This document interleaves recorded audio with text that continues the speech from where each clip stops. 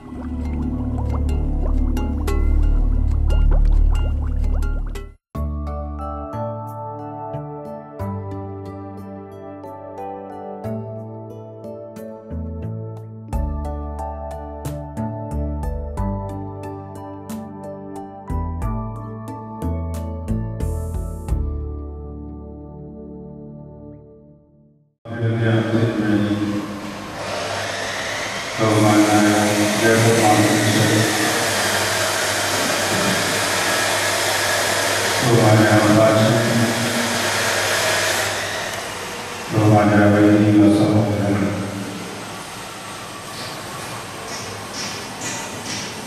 സ്ഥാപനത്തിൻ്റെ കോളേജ് ആശ്രമത്തിൻ്റെ സ്ഥാപക പിതാവായ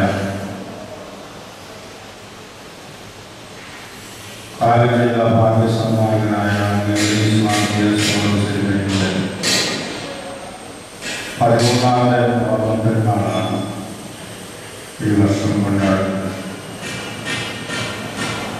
കഴിഞ്ഞ ഞായറാഴ്ച മനസ്സുകൊണ്ട് വിശുദ്ധ കുർബാനയർപ്പിച്ച് പെരുന്നാളിൻ്റെ കൊടിയേറ്റ് നിർവഹിച്ചു. അതിനുശേഷം ഇന്നേ ദിവസം നിലയ്ക്കൽ രുദ്രാശ്രമത്തിൻ്റെ ഒരു വൈദിക സമ്മേളനം ആശ്രമ ചാപ്പൽ വെച്ചുകൊണ്ട് ആശ്രമ കമ്മ്യൂണിറ്റിയുടെ തീരുമാനിക്കുകയും അതിന് പ്രകാരമുള്ള യോഗമാണ്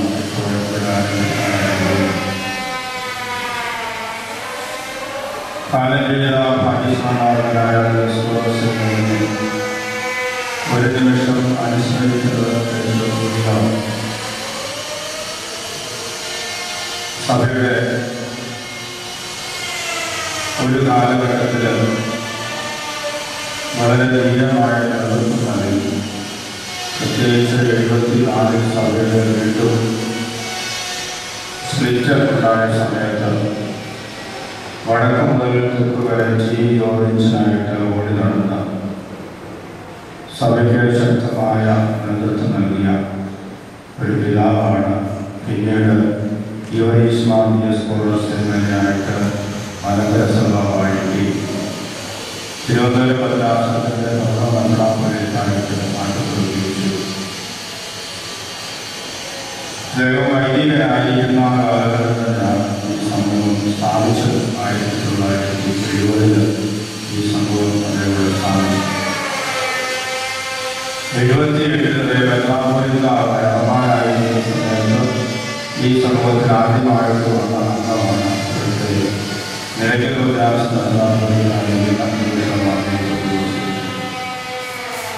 പിന്നീട് വന്നിട്ടുള്ള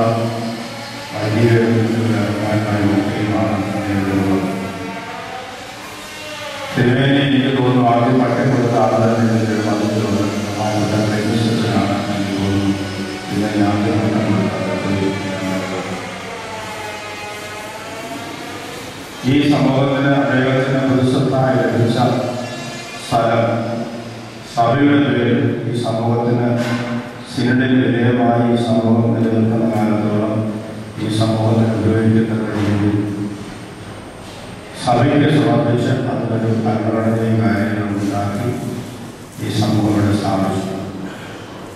ഇപ്പോഴും ഈ സമൂഹത്തിൽ ഒരു മെത്രാപ്പൊലീത്തയുണ്ട്, 2 മെത്രാന്മാരുണ്ട്, 7 വൈദികരുണ്ട്, ഒരു സെമിനാരി വിദ്യാർത്ഥിയുണ്ട്, 2 പ്രദേശമായിട്ട് നമ്മൾ പഠിക്കാൻ വന്നിട്ടുണ്ട്.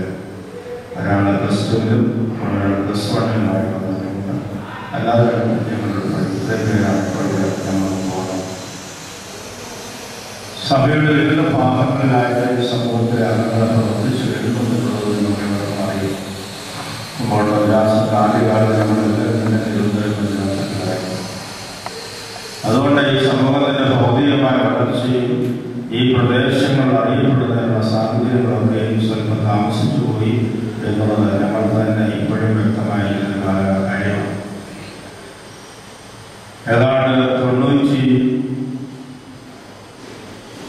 93-ന് ശേഷം 5-ന് ശേഷമാണ് 93-ന് ശേഷമാണ് തിരുവനന്തപുരത്ത് നിന്ന് 2 വൈദികർ തെക്കോട്ട് ഭദ്രാസനത്തിലേക്ക് ബഹുമാനപ്പെട്ട ഇപ്പോഴത്തെ മാത്യു സർഭാഷനും ബഹുമാനപ്പെട്ട കെ.ടി. പഠിച്ചത്. അതിന് മുമ്പ് വഴി ഞങ്ങളെല്ലാവരും തിരുവനന്തപുരം ഭദ്രാസനത്തിലെ പ്രവർത്തകർ. 98 ഞാൻ പിന്നീടേക്ക് പോകുന്നു. അങ്ങനെ ഓരോരുത്തരായിട്ട് പിന്നീട് തിരുമേനി കാലം ചെയ്യുന്നതിന് മുമ്പ് ഏതാണ്ട് 2 പേരുടെ പേരിൽ ഈ കാലം ചെയ്തതിന് ശേഷമാണ് ബാക്കിയുള്ള അടുത്ത രാജ്യവർദ്ധനും എലിപ്പോസത്തിനും അവിടുന്ന് പിന്നീട് പോകുന്നത്. ഞങ്ങളുടെ പ്രവർത്തന മേഖല തിരുവനന്തപുരം അഭ്യാസത്തിലായിരുന്നു ആദ്യ കാലഘട്ടം. അതുകൊണ്ട് കോളേജിൻ്റെ ആശ്രമ സംബന്ധിച്ച ആത്മീയ മേഖലകളിലോ ഈ പ്രജാസനങ്ങളോ ഒക്കെ അറിയാൻ വളരെയധികം താമസിച്ചുപോയി. ഇപ്പോഴും ഞങ്ങൾ പലപ്പോഴും ഞങ്ങളുടെ ആത്മീയ തലങ്ങളിൽ പറഞ്ഞു കഴിഞ്ഞാൽ വളരെ വേദനയാണെന്ന് ചോദിക്കുക വിശദീകരിച്ചപ്പോഴും നിലനിൽക്കുന്ന പലപ്പോഴും ഞങ്ങളുടെ കാതുകൾ കേൾക്കുന്നു. അപ്പോൾ ദൈവദൈവം സിനിമയിൽ പ്രജാസനത്തിലായിട്ട് വന്നത് ഇപ്പോഴും ഒരു കാലഘട്ടത്തിൽ ഒരു 5 വർഷം ഞാൻ ഭദ്രാസന മനകസഭ മാലിന്യങ്ങളായിട്ടും ഒക്കെയുമാണെങ്കിലും ഇപ്പോഴും അങ്ങനെ ഒരു പേരുകളാണ് അറിയപ്പെടുന്നത്. ഞങ്ങൾ ഓർത്തു പോവുകയാണ്. എങ്കിലും ദൈവത്തിൻ്റെ കൃപയും ഞങ്ങളുടെ പിതാവിൻ്റെ പ്രാർത്ഥനയും മധ്യസ്ഥയൊക്കെയും ഭൗതികമായും ആത്മീയമായും ഞങ്ങളെ വളർത്തി എന്നുള്ളത് പ്രത്യേകിച്ച് ഞങ്ങൾ ഈ സമയത്ത് ഓർക്കുന്നു. ദൈവത്തിൻ്റെ ഈ സമയത്ത് പ്രത്യേകമായി ശ്രദ്ധിക്കുകയും ചെയ്യും. എന്നാൽ 2 വർഷം മുമ്പാണ് ഒരു വൈദിക സമ്മേളനം കൂടാനുള്ള സാഹചര്യം ഉണ്ടായത്. തുമ്പോൾ ഭദ്രാസനത്തെ വൈദികരെ എല്ലാം കൂടെ ഒന്നിച്ചു കൂടി ഒരു യോഗമാണ് ആദ്യം ആരംഭിച്ചത്. നിലയ്ക്കൽ ഭദ്രാസനത്തിൻ്റെ നല്ല ശതമാനം പള്ളികളും തുമ്പോൾ ഭദ്രാസനത്തിലായി. കഴിഞ്ഞ വർഷം തുമ്പോളും നിലയ്ക്കലും കൂടി ചേർന്ന് യോജിച്ച് വൈദിക മീറ്റിംഗ് കൂടി.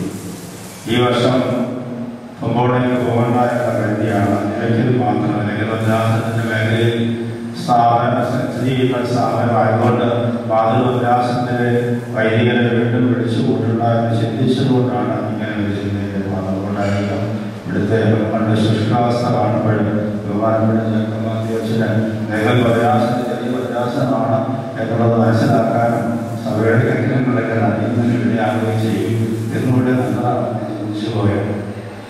അങ്ങനെ ആയതുകൊണ്ടാണ് നിലയ്ക്കൽ ഭദ്രാസനത്തിൻ്റെ അതുപോലെ തുമ്പോൾ ഭദ്രാസനത്തിൻ്റെ ഭദ്രാസന ഉപയോഗം അത് കഴിഞ്ഞിട്ട് വീണ്ടും വൈദികരുടെ വരാനുള്ള കൽപ്പന കൊടുത്താലും അറിവ് കൊടുത്താലും അത്രമാത്രം വിജയിക്കുന്ന ചിന്തിച്ചതോടുകൂടിയാണ് അങ്ങനെ ആ കാര്യത്തിൽ ചിന്തയിലേക്ക് പോകാറ്.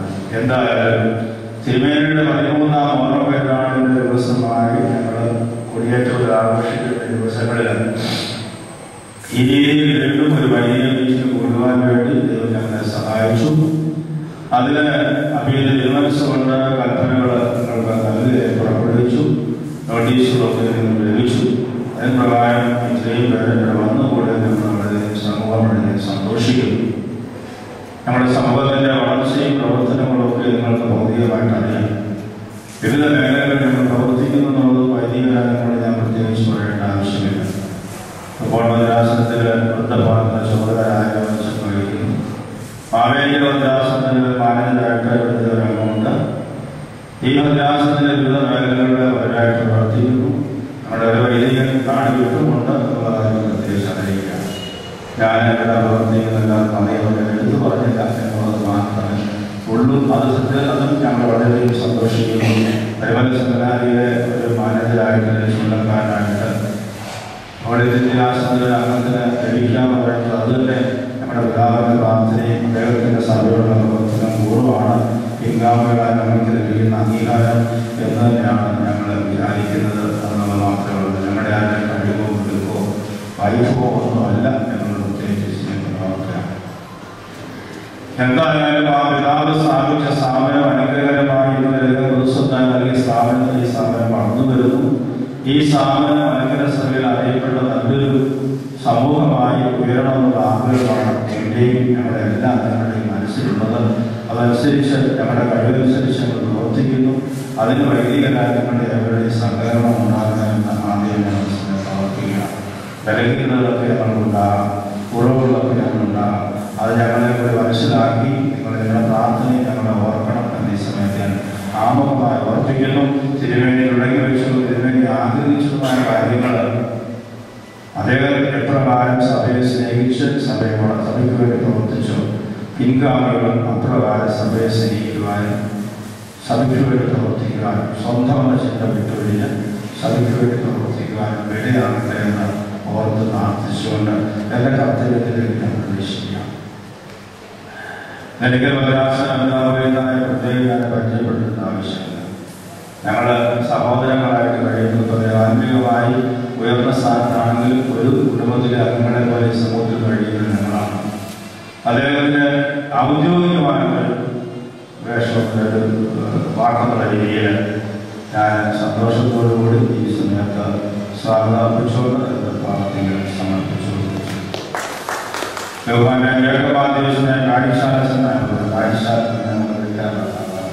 എൻ്റെ ജൂനിയറായിട്ട് സെമിനാരിയിൽ പഠിച്ചു. സെമിനാരിയിൽ പഠിക്കുന്ന കാലം മുതൽ ആ സ്നേഹവും ബന്ധവുമുണ്ട്. ഇപ്പോഴും പലപ്പോഴും കാണുവാൻ അല്ലെങ്കിൽ നിങ്ങളിൽ സാധിക്കുന്നുണ്ട്. പല സമയങ്ങളിൽ പല കാര്യങ്ങൾ ബന്ധപ്പെടുവാനൊക്കെ ഇടയാകുന്നുണ്ട്. നല്ല ഒരു അധ്യാപകനായിട്ട് ഇപ്പോഴും സെമിനാരിയിൽ പ്രവർത്തിക്കുന്നു. സഭയുടെ വിവിധമായ മിഷൻ പ്രവർത്തനം, വചന ശുശ്രൂഷ കാര്യങ്ങളിലൊക്കെ അദ്ദേഹം വളരെ ഉത്സാഹിയായി പ്രവർത്തിക്കുന്നു. പ്രത്യേകിച്ച് പല കാര്യം ഓർക്കാണ്. പക്ഷേ എനിക്ക് ഒരു ദിവസം തരണമെന്ന് പോലും ചോദിച്ചുകൊണ്ട് പലപ്പോഴും ഇവിടെ ധ്യാനം നടത്താനായിട്ട് മുന്നോട്ട് നടത്തുന്ന ഒരു വൈദികനാണ്. അത് കഴിഞ്ഞ ദിവസം അവിടുത്തെ 10 ദിവസം പെരുന്നാൾ ദിവസവും അച്ഛനെ പെട്ടെന്ന് വിളിച്ചപ്പോൾ സന്തോഷമായി സ്വീകരിക്കുന്ന കാര്യങ്ങൾ അതിനകത്ത് വ്യത്യാസങ്ങൾ നോക്കാം. എന്നെ എവിടെ വെച്ച് ക്ഷണിച്ചപ്പോൾ എപ്പോഴാണ് പറഞ്ഞെന്നോ അല്ലെ ബോഡികളാണ് പോയ വഴിക്കാണ് ഞാൻ വിളിച്ച് നിർത്തിയാണ് പറഞ്ഞത് 5-6 മണിക്കൂർ പറയണം. അപ്പോൾ അതൊക്കെ വളരെ സന്തോഷമായിട്ട് സ്വീകരിക്കുന്ന ഒരു സ്ഥിതി വിശേഷം. വളരെ സഹോദരങ്ങളാകുകയും സംസാരിക്കുകയും വളരെ പ്രയോജനകരമായ രീതിയിൽ വേദപുസ്തകത്തിന്റെ അടിസ്ഥാനത്തിൽ പിതാക്കന്മാരുടെ വൈദിക മാതൃകയായി സഭയ്ക്ക് നൽകുവാനായി വിശ്വാസം മാതൃകയായ സമൂഹത്തിൽ വളരുന്നതിനെക്കുറിച്ചൊക്കെ ഉദ്ബോധിപ്പിക്കുന്നു. ഒരു കാഴ്ചപ്പാടുകളിലൂടെ പ്രവർത്തിക്കുന്നതുമായ ജേക്കബ് മാത്യൂച്ചൻ പഴയ സെമിനാരിയിലെ അധ്യാപകരാണ്. ഹയർ സ്റ്റഡീസിന് വേണ്ടിയും ഡോക്ടറേറ്റിന് വേണ്ടിയൊക്കെ പരിശ്രമിക്കുന്ന പ്രവർത്തനത്തിലാണ്. അദ്ദേഹം വിപുലീകരായിട്ട് നല്ലൊരു ക്ലാസ് പറഞ്ഞു കാടി ചെയ്യുന്നതെന്ന് പറഞ്ഞപ്പോൾ വൈദികരിലേക്കുള്ള ഒരു ക്ലാസ് അല്ലേ അത് വേണമെന്ന് ചോദിച്ചാൽ എങ്കിലും ഞാൻ വിചാരിച്ചിട്ട് നമ്മുടെ ആൾക്കാരായിട്ട് ഇരിക്കട്ടെ എന്ന രീതിയിലാണ് കാടി ചെയ്തു. ചിലപ്പോഴും ഏറ്റവും കൂടിയൊക്കെ കിട്ടാനും ചാൻസ് ഉണ്ട് എന്നുള്ളതായി നമ്മൾ ഓർക്കാം. അതുകൊണ്ട് അതും എനിക്ക് വ്യത്യാസത്തിൽ നല്ലതാണ്. ഒരു വ്യത്യാസം നല്ലതാണ്. നടക്കുന്നുണ്ട് ലോകം അറിയുന്നതിന് വേണ്ടിയാണ് ചിന്തകളിലൂടെയാണ് ചെയ്യുന്നത്. ഇതൊക്കെ പറഞ്ഞപ്പോഴും രാത്രി തന്നെ വിളിച്ചു 9 മണിയാകുമ്പോൾ എടുത്തു ക്ലാസ്സൊക്കെ ഉണ്ടെന്നൊക്കെ പറഞ്ഞ സമയത്ത് എങ്കിലും അനുവദിച്ച സെമിനാരിയുടെ പ്രിൻസിപ്പളിനോടുള്ള ഉത്തരവാദിത്വം കടപ്പാടുണ്ട്. ബഹുമാനപ്പെട്ട ജേക്കബ് മാത്യൂച്ചനെ നിങ്ങളുടെ ഏവരുടെയും പേരിൽ പ്രത്യേകിച്ച് നമ്മുടെ സമൂഹത്തിൻ്റെ എല്ലാ അംഗങ്ങളുടെയും പേരിൽ ആ കാര്യം ചെയ്ത തിരുമേനിയുടെ മധ്യസ്ഥനെ അറിയപ്പെടാവശ്യമുണ്ട്. ഈ സമയത്ത് സന്തോഷത്തോടെ ഇന്നത്തെ ക്ലാസ്സിന് വേണ്ടി ഈ സ്വാഗതം ചെയ്തു. അതോടൊപ്പം തന്നെ ചെറിയ കൂട്ടമേ നിങ്ങൾ ഭയപ്പെടേണ്ടായിരുന്നു പറഞ്ഞത് ഓർമ്മിച്ചുകൊണ്ട് വൈദികരെ കുറച്ച് പേരെ ഉണ്ടെങ്കിൽ ഒന്നിച്ചു കൂടിയിരുന്ന ഈ സമൂഹത്തിൽ നിങ്ങൾ വന്നു പോകുക എന്നുള്ളത് ഞങ്ങൾക്കൊരു സന്തോഷമാണ്. പ്രത്യേകിച്ച് തിരുമേനിയുടെ ആത്മാവിന് സന്തോഷമാണ്. എൻ്റെ പിൻഗാമികൾ വിളിച്ചു കൂടുമ്പോൾ എൻ്റെ ആത്മീയ മക്കൾ ഇവിടെ വന്നിട്ടുണ്ടെങ്കിൽ തിരുമേനെ അറിയുന്നവരെ മിക്കവാറും എല്ലാവരും അല്ലാതെ ആരുമില്ല. എനിക്ക് തോന്നുന്നു നമുക്ക് ഇൻവിറ്റേഷനായിട്ടുള്ള ആരുമില്ല. എല്ലാവരും നല്ലപോലെ അറിയാവുന്ന വ്യക്തികളാണ്. അതുകൊണ്ട് തിരുമേനിയോട് പ്രത്യേകിച്ച് പറഞ്ഞ് ഓർപ്പിച്ചിട്ടുണ്ട്. അന്ന് നിങ്ങൾക്ക് ഏവർക്കും തിരുമേനിയുടെ പ്രത്യേകമായ മധ്യസ്ഥയെ പ്രാപിച്ചുകൊണ്ട് ഈ സമൂഹത്തിൻ്റെ പേരിൽ ഞാൻ എല്ലാവരെയും ഒരു സന്തോഷമായിട്ട് സ്നേഹത്തോട് എൻ്റെ സഹോദര വൈദികരെ ഞാൻ സന്തോഷത്തോടെ സ്വാഗതം ചെയ്തു. തിരുമേനി ജേക്കബ് മാത്യൂച്ചൻ ഈ സമൂഹത്തിൻ്റെ സുപ്പീരിയർ ബഹുമാനം തന്നെയാണ്.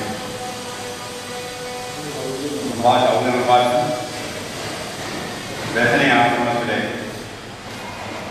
ചുമതലക്കാരനായ വന്യ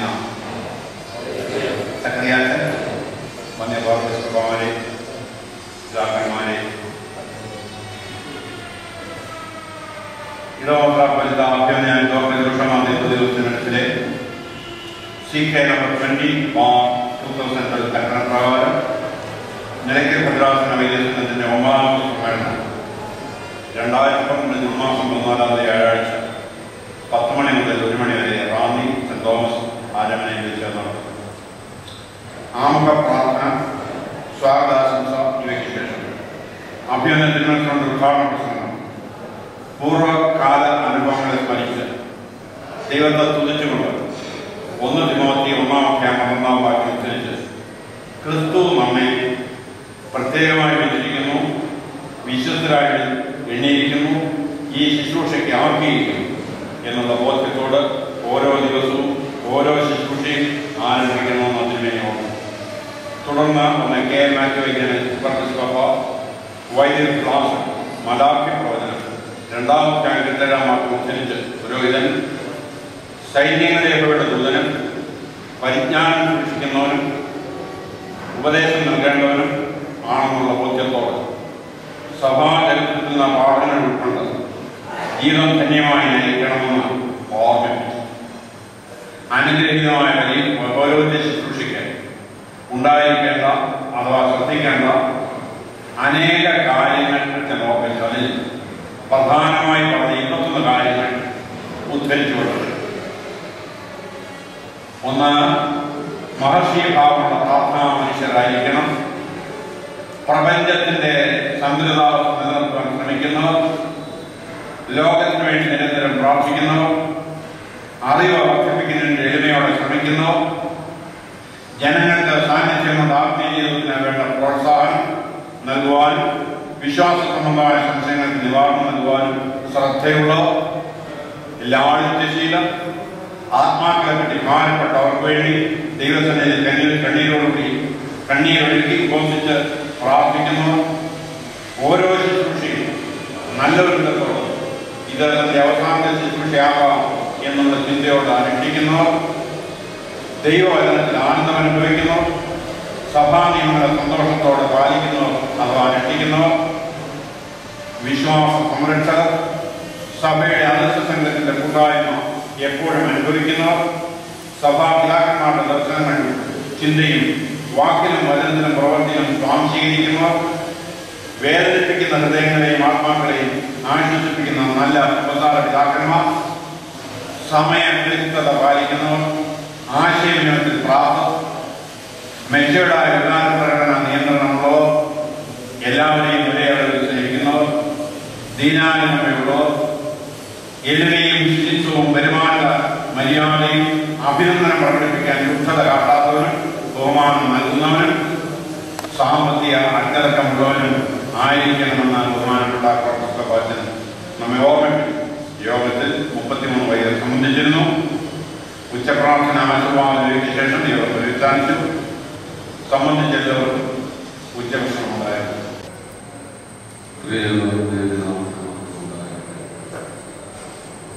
നമ്മുടെ ക്ഷണം സ്വീകരിച്ച് ഈ വലിയ യോഗത്തിൽ ആസനത്തിനായിട്ട് നമ്മൾ വന്നിരിക്കണം. വൈദ്യസനായി അധ്യാപകൻ ശമാശനായ കാലം മുതൽ തിരുവനന്തപുരം രക്ഷിക്കുന്ന കാലം മുതൽ അയൽവാസികളും എന്റെ സ്നേഹിതരുമായ ബഹുമാനപ്പെട്ട കുറിച്ച് ഒന്നിരായ സംഭാഷണമാര് ഒന്നിരായ സംഭാഷകൻ പദാസന സേവനത്തിലുള്ള എല്ലാ വൈദികരും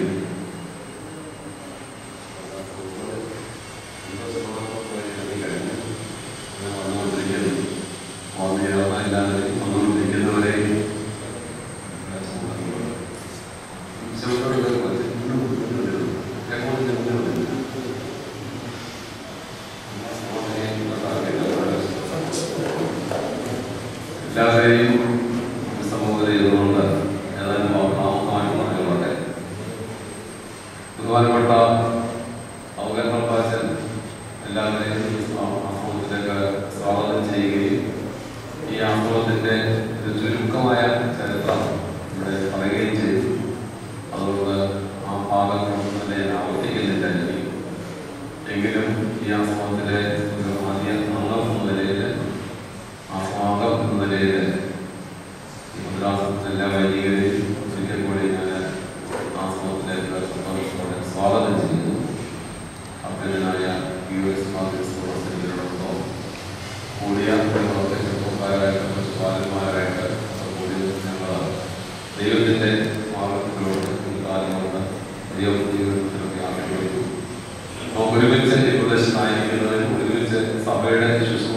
പങ്കാളികളാകുന്നതിനും ദൈവരാജ്യത്തിൻ്റെ മഹത്വത്തിന് വേണ്ടി പ്രവർത്തിക്കുന്നതിനുമൊക്കെ ദൈവം അവസരം തന്നുകൊണ്ടിരിക്കുന്നു. അതിനായ പണ്ട് ജോസഫ് സൗഭാഗ്യത്തിനെ ഞാൻ എപ്പോഴും ഓർക്കുന്നുണ്ട്. 78 വന്ന കാലത്തും അച്ഛനെ വലിയ ആത്മസ്നേഹിതനാണ്. മറ്റു മുതലാക്കി നല്ല പ്രദേശമല്ല പറഞ്ഞത്. ഇവിടുത്തെ എന്ത് കാര്യമുണ്ടെങ്കിൽ അന്നും ഇവരുടെ ഓടിയെത്തുമായിരുന്നു. അതുപോലെ എല്ലാവർക്കും അതുപോലെ തന്നെ ഒത്തിരി അനുഭവങ്ങളുള്ള വേദിയിലാണ് ഇവിടെ ഉള്ളത്. നമ്മുടെ സർവരാജ്യം പ്രത്യേകം സന്തോഷമുണ്ട്. ഔദ്യോഗികമായിട്ട് എന്താ പറയാ, ഔദ്യോഗികമായിട്ട് ഇല്ലാതെങ്കിൽ തന്നെയും ഇപ്പോഴും വെച്ച് നമ്മുടെ ദേവാലയം വരികയും ആരാധനയിലേക്ക് ആളുകളോടുള്ള സ്നേഹബന്ധത്തിൽ ഇടവുകളും സന്തോഷത്തോട് ഓർക്കുന്നു. എല്ലാവരും സന്തോഷത്തോട് ഓർക്കുന്നു. കഴിഞ്ഞ 2 വർഷത്തെയും പതിനാസന ഉപയോഗത്തിൻ്റെ ദിവസത്തിലെ രാവിലത്തെ ധ്യാനം നയിച്ചൊക്കെ സക്രിയനായിരുന്നു. അതൊക്കെ സന്തോഷത്തോടെ സമയത്ത് ഓർക്കുന്നു. ജഗമാധ്യത്തിൻ്റെ ദീർഘമായ ഗഹനമായ ആധികാരികമായ ക്ലാസ്സുകൾ തന്നെയാണ് നമ്മളെ വിളിച്ചു കൂടിയിരിക്കുന്നത്. എനിക്കും ആ പ്രതീക്ഷ കഴിഞ്ഞാലിരിക്കുന്നു. അതുകൊണ്ട് ഞാൻ സമയം നോക്കി എടുക്കുന്നില്ല. പരിശുദ്ധ അപ്പോസ്തലന്റെ എഫെസ്യർക്കെതിരെ 5-ാം അധ്യായത്തിന്റെ ആദ്യത്തെ ഏതാനും വാക്യങ്ങൾ ഒരു വട്ടം നമുക്ക് വായിക്കാം. അതിൽ വളരെ പരിചിതമായ ഭാഗങ്ങളാണതൊക്കെ. എഫെസ്യരുടെ 5-ാം അധ്യായത്തിന്റെ ആദ്യ വാക്യങ്ങൾ: ആകയാൽ പ്രിയ മക്കൾ എന്ന പോലെ ദൈവത്തെ അനുകരിക്കും. ക്രിസ്തു നിങ്ങളെ സ്നേഹിച്ച് നമുക്ക് വേണ്ടി തന്നെത്താൻ ദൈവത്തിന്റെ സൗരഭ്യവാസനയായ വഴിപാടും യാഗവുമായി അർപ്പിച്ചതുപോലെ സ്നേഹത്തെ നടത്തി. ദുർനടക്കും യാതൊരു ശക്തിയും അത്യാഗ്രഹവും നിങ്ങളുടെ പേര് കുറവുള്ളവർക്ക് ഇങ്ങനെയാണ് മനുഷ്യന്മാർക്ക് വെച്ചത്. ചിത്തത്തരം പൊട്ടച്ചൊരുകളിവാക്കും ഇങ്ങനെ ചേർച്ചയില്ലാത്ത ഒന്നും വരുന്നത് സ്തോത്രമത്രേ വേണ്ടത്. ദുർനടപ്പുകാരൻ നശത്തിന് വിഗ്രഹാനിയാക്കിയായ ചെറിയാക്കിയവർക്കും ക്രിസ്തുവിന്റെ ജീവിതത്തിന്റെ രാജ്യത്തിന് അവകാശമില്ല എന്ന് നിങ്ങൾ അറിയുകയും വ്യർത്ഥവാക്കുകളാൽ ആരും നിങ്ങളെ ചതിക്കരുത്. ഈ വക നിർദ്ദമനും ദൈവവും അനുസരണപ്പെട്ടവരും വരുന്നു. നിങ്ങൾ അവരുടെ കൂട്ടാളികൾക്കാകരുത്. മുമ്പേ നിങ്ങളിലായിരുന്നു, ഇപ്പോഴോ കർത്താവിൽ വെളിച്ചം കാണുന്നു.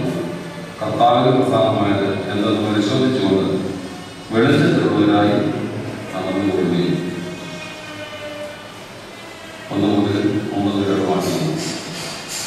പരിശുദ്ധന്റെ ആഹ്വാനം നെഗറ്റീവും പോസിറ്റീവും ഒക്കെ പറഞ്ഞിട്ട് അവസാനം നൽകുന്ന ആഹ്വാനം വെളിച്ചത്തിലുള്ളവരായി നടന്നുകൊള്ളുകയും എന്നുള്ള ആഹ്വാനത്തോടുകൂടി ആ പഠനം അവസാനിക്കുന്നു. അതിന് മുമ്പ് 1-ാം വാക്യത്തിനും 2-ാം വാക്യത്തിനും 2 കാര്യങ്ങൾ ഓർപ്പിക്കുന്നുണ്ട്. ദൈവത്തെ അനുകരിപ്പിൻ, സ്നേഹത്തിൽ നടപ്പിൻ, വെളിച്ചത്തിലുള്ളവരായി നടന്നുകൊള്ളും. വൈദിക ശുശ്രൂഷയുടെ ദൈവമായുള്ള ബന്ധത്തിൽ നാം എങ്ങനെയായിരിക്കണം? പരസ്പര ബന്ധത്തിൽ നാം എങ്ങനെയായിരിക്കണം? സഭയോടുള്ള നമ്മുടെ കടമയിലും കടപ്പാടിലും നാം എന്തായിരിക്കണം, എങ്ങനെയായിരിക്കണം? ഒരു സംഭവം തന്നെ മറ്റൊരു പറഞ്ഞിട്ടുണ്ട്, ഞാൻ ക്രിസ്തുവിനെ അനുകരിച്ചതുപോലെ നിങ്ങൾ എന്നെ അനുകരിപ്പിക്കുന്നു. ആ പുസ്തകം തന്നെ ഓർപ്പിക്കുന്നു, നിങ്ങൾ ദൈവത്തെ അനുകരിപ്പിക്കുന്നു. നമ്മുടെ ജീവിതം മാതൃക എന്ന് പറയുന്നത് മറ്റാരുമല്ല. ലോകത്തിൽ മാതൃകയാക്കാവുന്ന മാതൃക അന്വേഷിക്കുന്നവരാണ്. നമ്മെ മാതൃകയാക്കാൻ ആഗ്രഹിക്കുന്ന ആളുകളുമുണ്ട്. ഇങ്ങനെ മാതൃക അന്വേഷിക്കുന്ന നമുക്ക് നമ്മിൽ മാതൃക കണ്ടെത്താൻ ആഗ്രഹിക്കുന്ന ലോകത്തിന് മുമ്പിൽ നാം മാതൃകയായിരിക്കണമെങ്കിൽ നമുക്ക് മാതൃകയായ യേശുവിനെ നമ്മുടെ ജീവിതത്തിൽ നാം മാതൃക കാണണം എന്ന് ഇതിൽ നിന്നൊരു സന്ദേശം ഞാൻ ഉൾക്കൊള്ളുന്നു. ദൈവത്തെ അനുകരിക്കുകയാണെങ്കിൽ നമ്മുടെ ജീവിതം മാതൃകയുള്ളതായിരിക്കും. മാതൃക അന്വേഷിക്കുന്ന ലോകത്തിൽ നമ്മെ അല്പമെങ്കിലും മാതൃക കണ്ടെത്താൻ ഒരുപക്ഷെ സാധ്യമായിരിക്കും. ഇവിടെ 3-ാം വാക്യത്തിന് 2-ാം വാക്യത്തിൽ ഓർപ്പിക്കുന്നു, നിങ്ങൾ സ്നേഹത്തിൽ നടപ്പിൻ. സ്നേഹത്തിന്റെ വ്യാപ്തിയെ പറ്റി അതിന്റെ അർത്ഥവ്യാഖ്യാനങ്ങളെ പറ്റി ദീർഘമായി പ്രതിപാദിക്കുന്നില്ല. ചുരുക്കമായി പറയട്ടെ, സ്നേഹത്തിൽ നടത്തി നമ്മുടെ ജീവിത അനുഭവം സംസാരങ്ങളിൽ ഇടപെടലുകളിൽ എങ്ങനെയായിരിക്കണം മനോഭാവം ദൈവത്തെ അനുകരിക്കുന്നവരും സ്നേഹത്തിൽ നടക്കുന്നവരും ആയിരിക്കണം.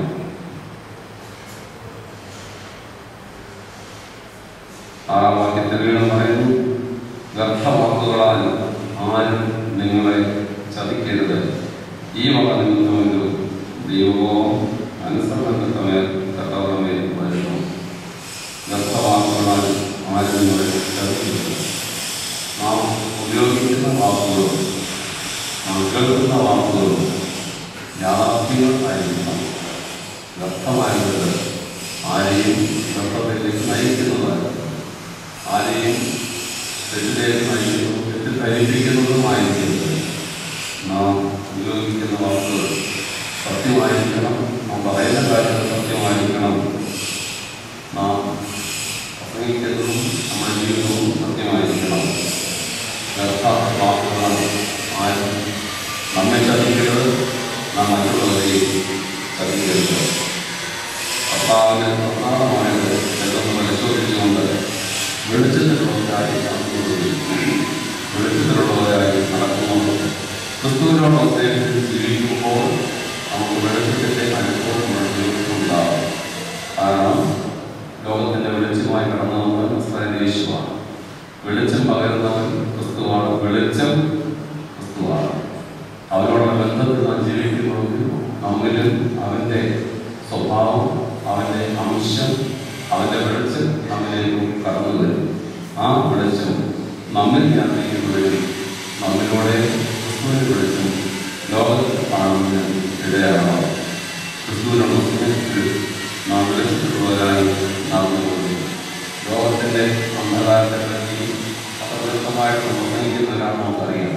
ലോകത്തിൻ്റെ തിന്മകളെ പറ്റിയും അന്ധകാരത്തിൻ്റെ അനുഭവങ്ങളെ പറ്റിയും കൂരിരുളിൻ്റെ അനുഭവങ്ങളെ പറ്റിയും ഒക്കെ ധാരാളമായി സംസാരിക്കുകയും ജനത്തെ ഉദ്ബോധിപ്പിക്കുകയും ചെയ്യുന്ന ഓർക്കുക. നാം തന്നെ വെളിച്ചത്തിൽ ക്രിസ്തുവിനെ കർത്താവിന് പ്രസാദമായിട്ട് പരിശോധിച്ചുകൊണ്ട് വെളിച്ചത്തിലുള്ളവരായി നടന്നുകൊള്ളുക. അത് നമ്മുടെ പുസ്തകം നൽകുന്ന വലിയ ആഹ്വാനമാണ്. ലോകത്തിൽ നാം ജീവിക്കുമ്പോൾ വെളിച്ചം ഉള്ളവരായിരുന്നാലും വെളിച്ചം പ്രാപിച്ചവരായിരുന്നാലും വെളിച്ചം മറ്റുള്ളവരെ വെളിച്ചം നയിക്കുന്നവരായിരുന്നാലും വൈദിക ശുശ്രൂഷയിൽ നമുക്കുള്ള പ്രത്യേകമായ ഉത്തരവാദിത്വം ഓർമ്മിക്കട്ടെ. പ്രത്യേകിച്ച് നമ്മുടെ ഭദ്രാസനത്തിൻ്റെ ശുശ്രൂഷയിൽ ഏർപ്പെട്ടിരിക്കുന്ന എല്ലാ വൈദികരും ചെറിയ ഭദ്രാസനം കുറച്ച് ആളുകൾ ഈ ജനത്തെ ദൈവത്തിൻ്റെ ജനത്തെ പരിശുദ്ധ സഭ നമ്മൾ ഓരോരുത്തരെയും ഏൽപ്പിച്ചിരിക്കുന്നു. വൈദികരായ നിങ്ങളെയും നിങ്ങളുടെ എല്ലാവരുടെ ശുശ്രൂഷനായ എൻ്റെയും സഭ അഥവാ ദൈവം ഈ ജനത്തെ ഏൽപ്പിച്ചിരിക്കുന്നു. അവർക്ക് വേണ്ടി കണക്ക് കൊടുക്കുന്നവരാണ് എന്നുള്ള ബോധ്യത്തോടുകൂടി അവരെ സത്യത്തിൽ നയിക്കുന്നതിന്, നീതിയിൽ നയിക്കുന്നതിന്, ന്യായത്തിൽ നയിക്കുന്നതിന്, സ്നേഹത്തിൽ നയിക്കുന്നതിന്, അവരെ വെളിച്ചത്തിൽ നയിക്കുന്നതിന് നമ്മുടെ ശുശ്രൂഷകരുടെ നമുക്ക് ഓരോരുത്തർക്കും ഇടയാകട്ടെ എന്ന് മാത്രം പ്രാർത്ഥിക്കുകയും പ്രശംസിക്കുകയും ചെയ്തുകൊണ്ട് എൻ്റെ യാതൊരു അവസാനിപ്പിക്കുന്നു. നമ്മെ ദൈവനാമത്തിന് മഹത്വം. അഭിമന്യ നിക്കോദിമോസ് തിരുമേനി, വന്യ മാത്യൂസ് റമ്പാൻ, വന്യ അംഗൻ അബ്ബാച്ചൻ, പ്രിയപ്പെട്ട ഓർമ്മസ്കോപ്പ അച്ഛന്മാരെ, പ്രിയപ്പെട്ട ശ്രേഷ്ഠരായ വൈദിക സഹോദരങ്ങൾ, ക്രിസ്തുയേശുവിൻ്റെ ധന്യനാമത്തിൽ സ്നേഹമാണ്. അഭിമന്യ ദിയസ്കോറോസ് തിരുമനസിലെ സ്മരണയ്ക്ക് മുമ്പിൽ പ്രണാമം അർപ്പിക്കും. 2-3 കാരണങ്ങൾ കൊണ്ട് അദ്ദേഹം എന്നോട്, ഞാൻ തിരുവനന്തപുരത്ത് കാരുണ്യ ഗൈഡൻസ് സെന്ററിൽ ചുമതലക്കാരനായി പ്രവർത്തകനായി ചേരുന്ന 91-92 കാലഘട്ടത്തിൽ അദ്ദേഹത്തിന് വാത്സല്യമുണ്ടായി. അവിടെ അന്ന് അദ്ദേഹം താമസിച്ചുകൊണ്ടിരുന്ന ചെറുതെങ്കിലും ഭംഗിയായി ക്രമീകരിച്ചിരുന്ന കെട്ടിടത്തിൻ്റെ ഒരു ഷെഡായി കണക്കാക്കാവുന്ന ഒരു മുറിയിൽ അന്ന് താമസിച്ചിരുന്ന ആള് ഇപ്പൊ നമുക്കൊപ്പം നമ്മുടെ പിതാവായിട്ടുണ്ട് എന്നുള്ളതിൽ സന്തോഷം അറിയിക്കും.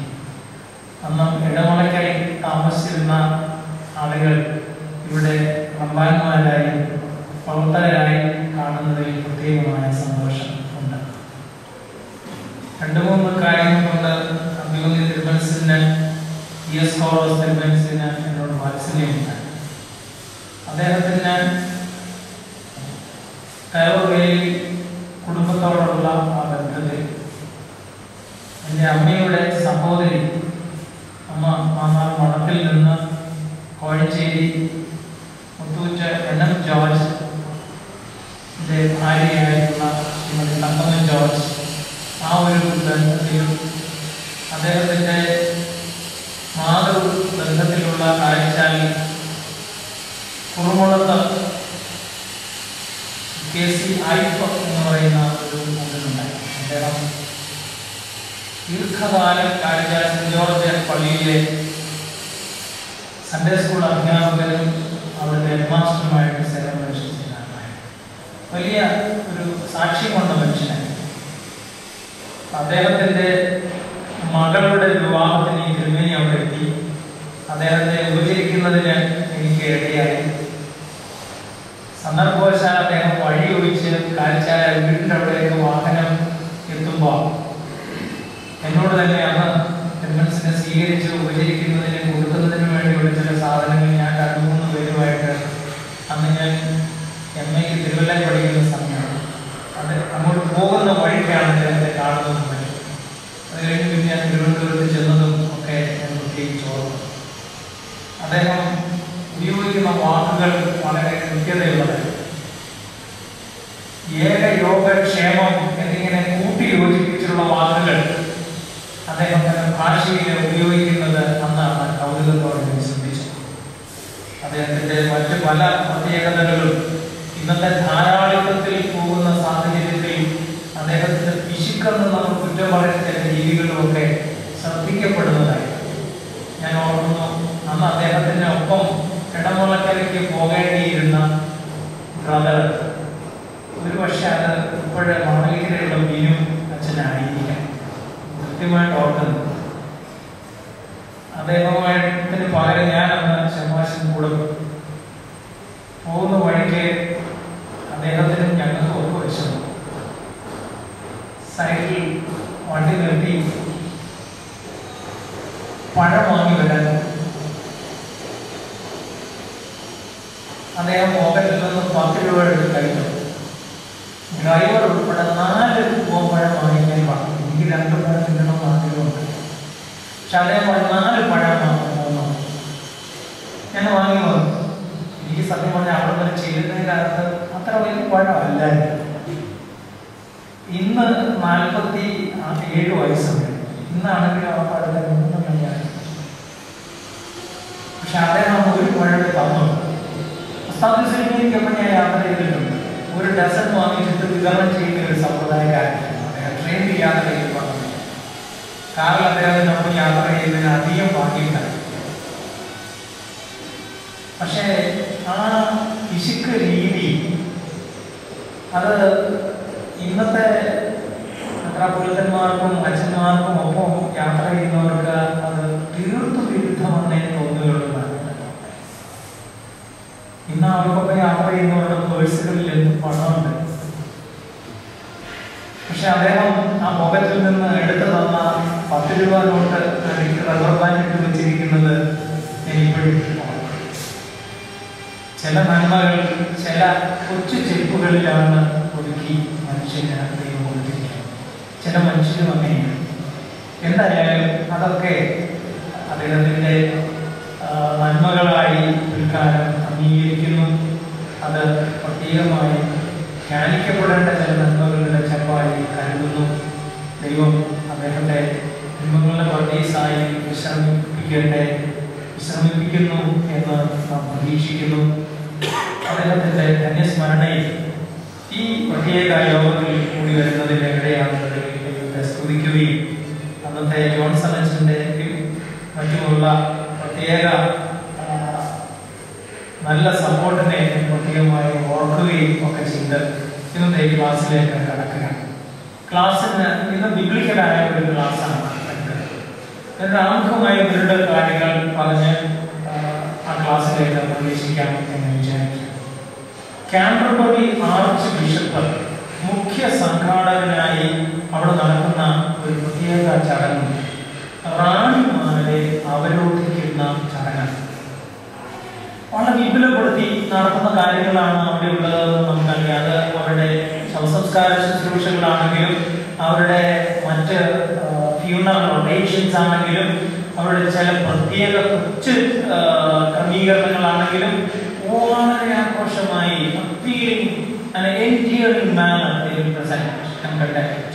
അങ്ങനെയുള്ള പ്രത്യേക വിശേഷ ചടങ്ങിനെ കുറിച്ച് ഇങ്ങനെ എഴുതിയിരിക്കും.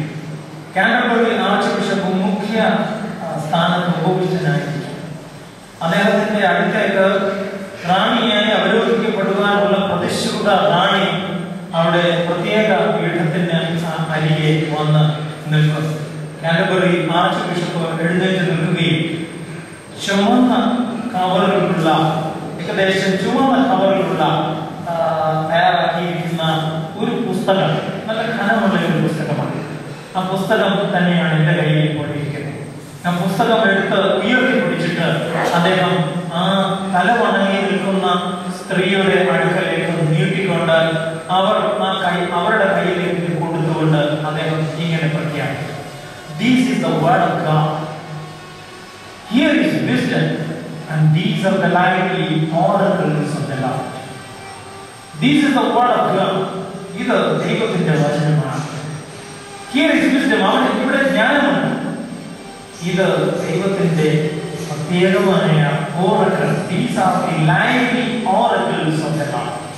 ദൈവത്തിന്റെ പ്രത്യേകമായ സന്ദേശം അത് കയ്യിൽ വെച്ചുകൊണ്ട് അതിന്റെ കോപ്പി എഴുതി സൂക്ഷിച്ചുകൊണ്ട് രാജഭരണം നടത്തണമെന്നുള്ള പ്രത്യേക ദർശനം ആവർത്തന പുസ്തകം 17-ാമത്തെ അധ്യായത്തിലുണ്ട്, 14 ഭാഗം. അപ്പൊ ആ കൽപ്പന സ്വീകരിച്ചുകൊണ്ട് റാണി കുണ്ടത്തിലേക്ക് അവർ കടന്നു വരണം. അതവരുടെ നിത്യധ്യാനമായിരിക്കണം. അവരുടെ നെറ്റിയിൽ കണ്ണുകൾക്ക് മധ്യേ അവരുടെ ഏകാഗ്രതയിൽ എന്നർത്ഥം, centre of their attention and perspective അങ്ങനെയായിരിക്കണം എന്ന അർത്ഥത്തിൽ, കണ്ണുകൾക്കിടയിൽ അത് സൂക്ഷിച്ചിരിക്കണം എന്നുള്ള അർത്ഥത്തിൽ അത് കൈമാറുകയാണ്. ദൈവത്തിന്റെ തിരുവചനം സ്വീകരിക്കുവാനും അത് കൈമാറുവാനും ഒക്കെ ക്രമീകരിക്കപ്പെട്ടിരിക്കുന്ന സഭയിലെ ഔദ്യോഗിക സ്ഥാനികൾ തിരുവചനത്തോട് എത്രയും അടുത്ത് ചേർന്ന് നിൽക്കണം എന്നുള്ളതാണ്. ഈ മരങ്ങൾ നടുന്നതിനെ സംബന്ധിച്ച് ഒരു മൊഴിയാണ്. ഈ ഇടയ്ക്ക് ഒത്തിരി ചർച്ച ചെയ്യപ്പെട്ടുള്ള ഒരു മൊഴിയാണ്. മരം നടാൻ ഏറ്റവും നല്ല സമയം 20 വർഷം മുമ്പായി. തിരുവചനം വായിക്കാൻ നല്ല താല്പര്യത്തോടെ തുടങ്ങുന്നതിനും നല്ല സമയം 20 വർഷം മുമ്പായി. ഇനിയുള്ള രണ്ടാമത്തെ ഏറ്റവും നല്ല സമയം അതിപ്പോഴാണ്. മരം നടാനും തിരുവചനം താല്പര്യപൂർവ്വമായി. അതുകൊണ്ട് നമ്മൾ 20 വർഷം മുമ്പ് നടാൻ വൈകിയെങ്കിൽ, മറന്നെങ്കിൽ, തിരുവചനം താല്പര്യപൂർവ്വം അതിന്റെ ഏടുകളിലൂടെ മുന്നോട്ട് പോകാൻ നാം താല്പര്യപൂർവ്വം പരിശ്രമം തുടങ്ങാൻ 20 വർഷം വൈകിയാലും നമുക്കത് തുടങ്ങുവാൻ നേരം കഴിഞ്ഞിട്ടില്ല, ഇനിയും നേരമുണ്ട് എന്നുള്ളത് ഓർത്തുകൊണ്ട് തീർച്ചയായും നമുക്ക് ആ തിരുവചനം പഠിക്കുന്നതിന് പ്രത്യേക താല്പര്യമെടുക്കാം. ഇന്ന് നമ്മുടെ പ്രത്യേക ശ്രദ്ധയ്ക്ക് വിഷയീഭൂതിക്കുവാൻ ഞാൻ ആഗ്രഹിക്കുന്നത് ഒരു വേദ കഥാപാത്രമാണ്. ആ കഥാപാത്രത്തെ പരിചയപ്പെടുത്തുക മാത്രമല്ല ഇന്നത്തെ നമ്മുടെ പ്രധാനപ്പെട്ട ഉദ്ദേശം. ഒരു വേദ കഥാപാത്രത്തിലൂടെ പഴയ നിയമത്തിലെ 2 ചരിത്ര പുസ്തകങ്ങൾ, 4 ദളങ്ങളുള്ള ചരിത്ര പുസ്തകങ്ങൾ പരിചയപ്പെടുത്തുന്നതിനുള്ള ഒരു അവസരമായിട്ടാണ് ഈ ക്ലാസ്സിനെ ഞാൻ കാണുന്നത്. ഇവിടെ വ്യത്യസ്ത പ്രായക്കാരുള്ളതുകൊണ്ട് അതിനെ നമ്മൾ വ്യത്യസ്ത തലത്തിൽ കാണാൻ തക്കവണ്ണം നാം ശ്രദ്ധിക്കുന്നതാണ്. കഥാപാത്രം മനശ്ശെ ആണ്. ചരിത്ര പുസ്തകങ്ങൾ രാജാക്കന്മാരുടെ 2 ദളങ്ങളാണ്. അതുപോലെ തന്നെ ദിനവൃത്താന്തത്തിന്റെ 2 ദളങ്ങൾ. ഈ 2 പുസ്തകങ്ങളിൽ നാം മനസ്സിലാക്കുന്നത് പോലെ ദാവീദിന്റെ വാർദ്ധക്യം മുതലുള്ള കാര്യങ്ങളാണ് രാജാക്കന്മാരുടെ 1-ാം പുസ്തകത്തിന്റെ 1-ാം അധ്യായം വരെ തുടങ്ങുന്നത്. അതിന് നല്ല പ്രായമായി പുതപ്പൊക്കെ തേടുന്ന കാര്യമൊക്കെ ആ 1-ാം അധ്യായം മുതലേ കൊണ്ട് പറയുന്നു.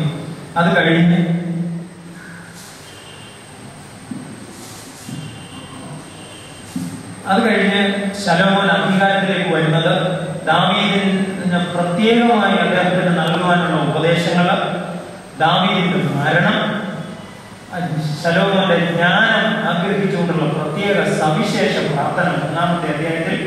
അത് തുടർന്ന് രാജാക്കന്മാരെയും പ്രവാചകന്മാരെയും പിന്നെ the dynamics of the events in relation to them, സംഭവങ്ങളുടെ പ്രത്യേകമായ ഒരു ഡൈനാമിക്സ്, പിന്നെ ചില പ്രത്യേക സന്ദേശങ്ങൾ അതിൽ ഊഴ്ത്തി വെച്ച് ഒളിപ്പിച്ചു വെച്ചുള്ള സന്ദേശങ്ങൾ, ഇവയൊക്കെ ഈ രാജാക്കന്മാരുടെ പുസ്തകത്തിൽ നോക്കാം. ആവർത്തന ചരിത്ര ഗ്രന്ഥമെന്നാണല്ലോ അവ അറിയപ്പെടുന്നത്. കാരണം ആവർത്തന പുസ്തകത്തെ തുടർന്ന് വരുന്ന 7 പുസ്തകങ്ങളിൽ ഒരെണ്ണം യൂത്തിന്റെ പുസ്തകമാണ്. അതൊഴിച്ച് ബാക്കി 6 പുസ്തകങ്ങൾ ആവർത്തന ചരിത്ര പുസ്തകങ്ങൾ എന്ന് പറയുന്നുണ്ടെന്ന് നമുക്കറിയാം.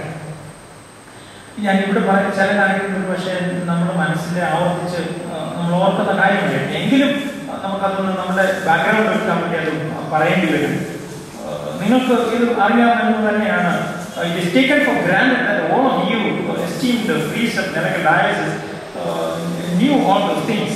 അപ്പോൾ ഈ ആവർത്തന പുസ്തകത്തെ തുടർന്നുള്ള 6 പുസ്തകങ്ങൾ ആവർത്തന പുസ്തകത്തിൽ പറയുന്ന പ്രത്യേക തർജ്ജമകളുടെ അടിസ്ഥാനത്തിലും അതിൻ്റെ ഒരു സ്പിരിറ്റിൽ ആണ് വിരചിതമായിരിക്കുന്നത് എന്നുള്ള അർത്ഥത്തിലാണ് ആവർത്തന ചരിത്ര പുസ്തകങ്ങൾ, ഡ്യൂട്രോണമിസ്റ്റിക് ഹിസ്റ്റോറിക്കൽ റൈറ്റിംഗ്സ് എന്ന് അറിയപ്പെടുന്നത്. യോശുവ മുതലുള്ള രൂത്ത് ഒഴിച്ചുള്ള ബാക്കി പുസ്തകങ്ങളെ സംബന്ധിച്ച് അങ്ങനെ പറയാം. അപ്പൊ ഈ പുസ്തകങ്ങളെ നമ്മൾ നോക്കുമ്പോൾ ഞാൻ മുന്നേ പറഞ്ഞത് വ്യത്യസ്തമായ മറ്റൊരു കാര്യം കൂടെ മറ്റൊരു കാര്യം കൂടെ പറയാം. ഈ വടക്കേ ഇസ്രായേലിന്റെ പതനം, യഹൂദിയുടെ പതനത്തിലേക്ക് നയിച്ച രാജാക്കന്മാരുടെ മലീഷ്യസ് ആയിട്ടുള്ള പോക്കുകൾ, ജീവിതങ്ങൾ, അതൊക്കെ പ്രതിപാദിക്കുകയും പ്രവാസത്തിന്റെ കാരണം ദൈവജനം ആവർത്തനത്തിലൂടെ പറഞ്ഞിരിക്കുന്ന ദൈവ കൽപ്പനകളിൽ നിന്നതുകൊണ്ടാണ് എന്ന് പ്രത്യേകിച്ച് ഓർമ്മിപ്പിക്കുകയും ചെയ്യുന്ന പുസ്തകമായിട്ടാണ് ആവർത്തന ചരിത്ര പുസ്തകങ്ങളെ നമ്മൾ കാണുന്നത്. പ്രവാസ കാരണം ഒന്നേ ഉള്ളൂ, അനുസരണക്കാരൻ. Because since they failed to address the problems and issues of the nations on the basis of the law of God, they were put to slavery. അവർ അനുസരിക്കാതിരിക്കാൻ അവർ തള്ളപ്പെട്ടു എന്നുള്ള ചരിത്രഗതിയാണ് ഈ ആവർത്തന പുസ്തകത്തിൽ കാണുന്നത്. ഈ ക്രോണിക്കിൾസ് എന്നോ ദിനവൃത്താന്തം എന്നോ പേരിൽ അറിയപ്പെടുന്ന പുസ്തകത്തിന്റെ കാര്യം എടുത്താൽ അത് ഈ ആവർത്തന ചരിത്ര പുസ്തകത്തിൽ പറയുന്ന കാര്യങ്ങൾ മാത്രമല്ല. അവിടെ സൃഷ്ടി മുതലുള്ള കഥയാണ് അതിന്റെ 1-ാമത്തെ അധ്യായം മുതൽ പറയുന്നത് നമുക്കറിയാം. സൃഷ്ടി മുതൽ പ്രവാസത്തിന് ശേഷമുള്ള ഇസ്രായേൽ മക്കളുടെ യഥാസ്ഥാനപ്പെടൽ വരെ അതിൽ ഒരു വലിയ ഭൂമിയാണ് അതിലുള്ളത് എന്നുള്ളത് നമുക്കറിയാം. അതുകൊണ്ടാണ് 1 മുതൽ 9 വരെയുള്ള അധ്യായങ്ങളിൽ വിശദമായ വംശാവലി വിവരണം. നമുക്കത് വായിക്കുമ്പോൾ ബോറിംഗ് ആയിട്ട് തോന്നുമെങ്കിലും അത് അതിൻ്റെ ഒരു പ്രത്യേക ലക്ഷ്യത്തോടു കൂടി പറയുന്നതാണ്. അതിന് തർക്കമില്ലാത്ത ഒരു കാര്യമാണ്. ഇപ്പോൾ ഞാൻ ശ്രദ്ധിച്ചു, നമ്മുടെ വൈദിക സംഘത്തിൻ്റെ ചുമതലയുള്ള ശ്രീപ്പനച്ചൻ ഇവിടെ റിപ്പോർട്ട് അവതരിപ്പിച്ചപ്പോൾ കഴിഞ്ഞ ക്ലാസിൻ്റെ 22 പോയിന്റ്സ് പ്രത്യേകമായി എടുത്തു. അവിടെ അന്ന് സംബന്ധിച്ച ആളുകൾ ഒരു പക്ഷേ ക്ലാസ് എടുക്കാൻ വരുന്ന ആളെന്ന് തോന്നുന്നു ഞങ്ങൾ. പക്ഷെ അതിന് പ്രത്യേകമായ ഉദ്ദേശം it is getting recorded there. അത് തന്നെയുമല്ല, അതൊന്നുകൂടെ ഒന്ന് ഓർക്കാനും അത് നമ്മുടെ പ്രധാന ഇഷ്യൂ ആയിരുന്നു ഒരു യോഗത്തിലെങ്കിൽ അത് ഒന്നുകൂടെ ഒന്ന് നമ്മുടെ മനസ്സിന്റെ തലങ്ങളിലൂടെ തർപ്പണത്തിലൂടെ കടത്തിക്കൊണ്ട് പോകുന്ന its own value and significance concerning the intention of the meeting എന്ന് പറയുന്നത് പോലെ ഈ ആവർത്തന ചരിത്ര പുസ്തകം കഴിഞ്ഞിട്ടുള്ള ഈ ക്രോണിക്കൽ ഹിസ്റ്ററി അവതരിപ്പിക്കുമ്പോൾ അതിൽ വിശദമായ വംശാവലി വിവരണം ഉണ്ട്. അതിലൊരു ഉദ്ദേശമാണ്. ആ പുസ്തകത്തിന്റെ ഉദ്ദേശത്തോട് ചേർത്താണ് ആ വംശാവലി വിവരണത്തെ കാണുന്നത്. പുസ്തകത്തിന്റെ ഉദ്ദേശം ദാവീദിന്റെ ഭരണം, അതിന് പ്രാമുഖ്യം കൊടുത്തുകൊണ്ടുള്ള രീതി, ദാവീദിന്റെ ഭരണത്തെ എങ്ങനെ ദൈവം അതായി തന്നെ കാണുന്നു, അതിനുവേണ്ടി പല മാറ്റവേറ്റങ്ങളും ക്രോണിക്കൽ ഹിസ്റ്ററി വരുത്തിയിട്ടുണ്ട് എന്നുള്ളത് നമ്മൾ വായിക്കുമ്പോൾ ശ്രദ്ധിക്കാവുന്ന കാര്യമാണ്. അത് നമുക്ക് നന്നായി ശ്രദ്ധിക്കാവുന്ന കാര്യങ്ങളാണ്. അതിലേക്ക് നമുക്ക് വരാം. വിശദമായ വംശാവലി വിവരണത്തെ തുടർന്ന് ദാവീദിന്റെ ഭരണകാലം ഏകദേശം 11-ാമത്തെ അധ്യായം മുതൽ 10-ാമത്തെ അധ്യായത്തിലാണ് ശൗലിന്റെ മരണം പറയുന്നത്. 11 മുതൽ 29-ാമത്തെ അധ്യായം വരെ വിശദമായ വിവരണമാണ് ദാവീദിന്റെ ഭരണത്തെക്കുറിച്ച് തന്നെ ഉള്ളത്. എന്നാൽ അതിൽ ചില മാറ്റങ്ങൾ വരുത്തിയിട്ടുണ്ടെന്ന് പ്രത്യേകം ശ്രദ്ധിക്കാം. അത് ആ പുസ്തകത്തിന്റെ ഉദ്ദേശത്തോട് ചേർത്താണ് നമ്മൾ കാണുന്നത്. അതില് ഈ ദാവീദ്, ഊരിയാവ്, ബത്ശേബ സംഭവം ദിനവൃത്താന്ത പുസ്തകത്തിൽ ചേർത്തിട്ടേയില്ല എന്നുള്ളത് നമുക്ക് ശ്രദ്ധിക്കാവുന്നതാണ്. അതിനൊരു പ്രത്യേക ഉദ്ദേശം, ദാവീദിന്റെ ജീവിതത്തിന് സൽപ്പേരിന് കളങ്കം ചാർത്തുന്ന പല കാര്യങ്ങളും ആവർത്തന ചരിത്രത്തിലുണ്ട്. പക്ഷെ അത് ദിനവൃത്താന്ത ചരിത്രത്തിലില്ല.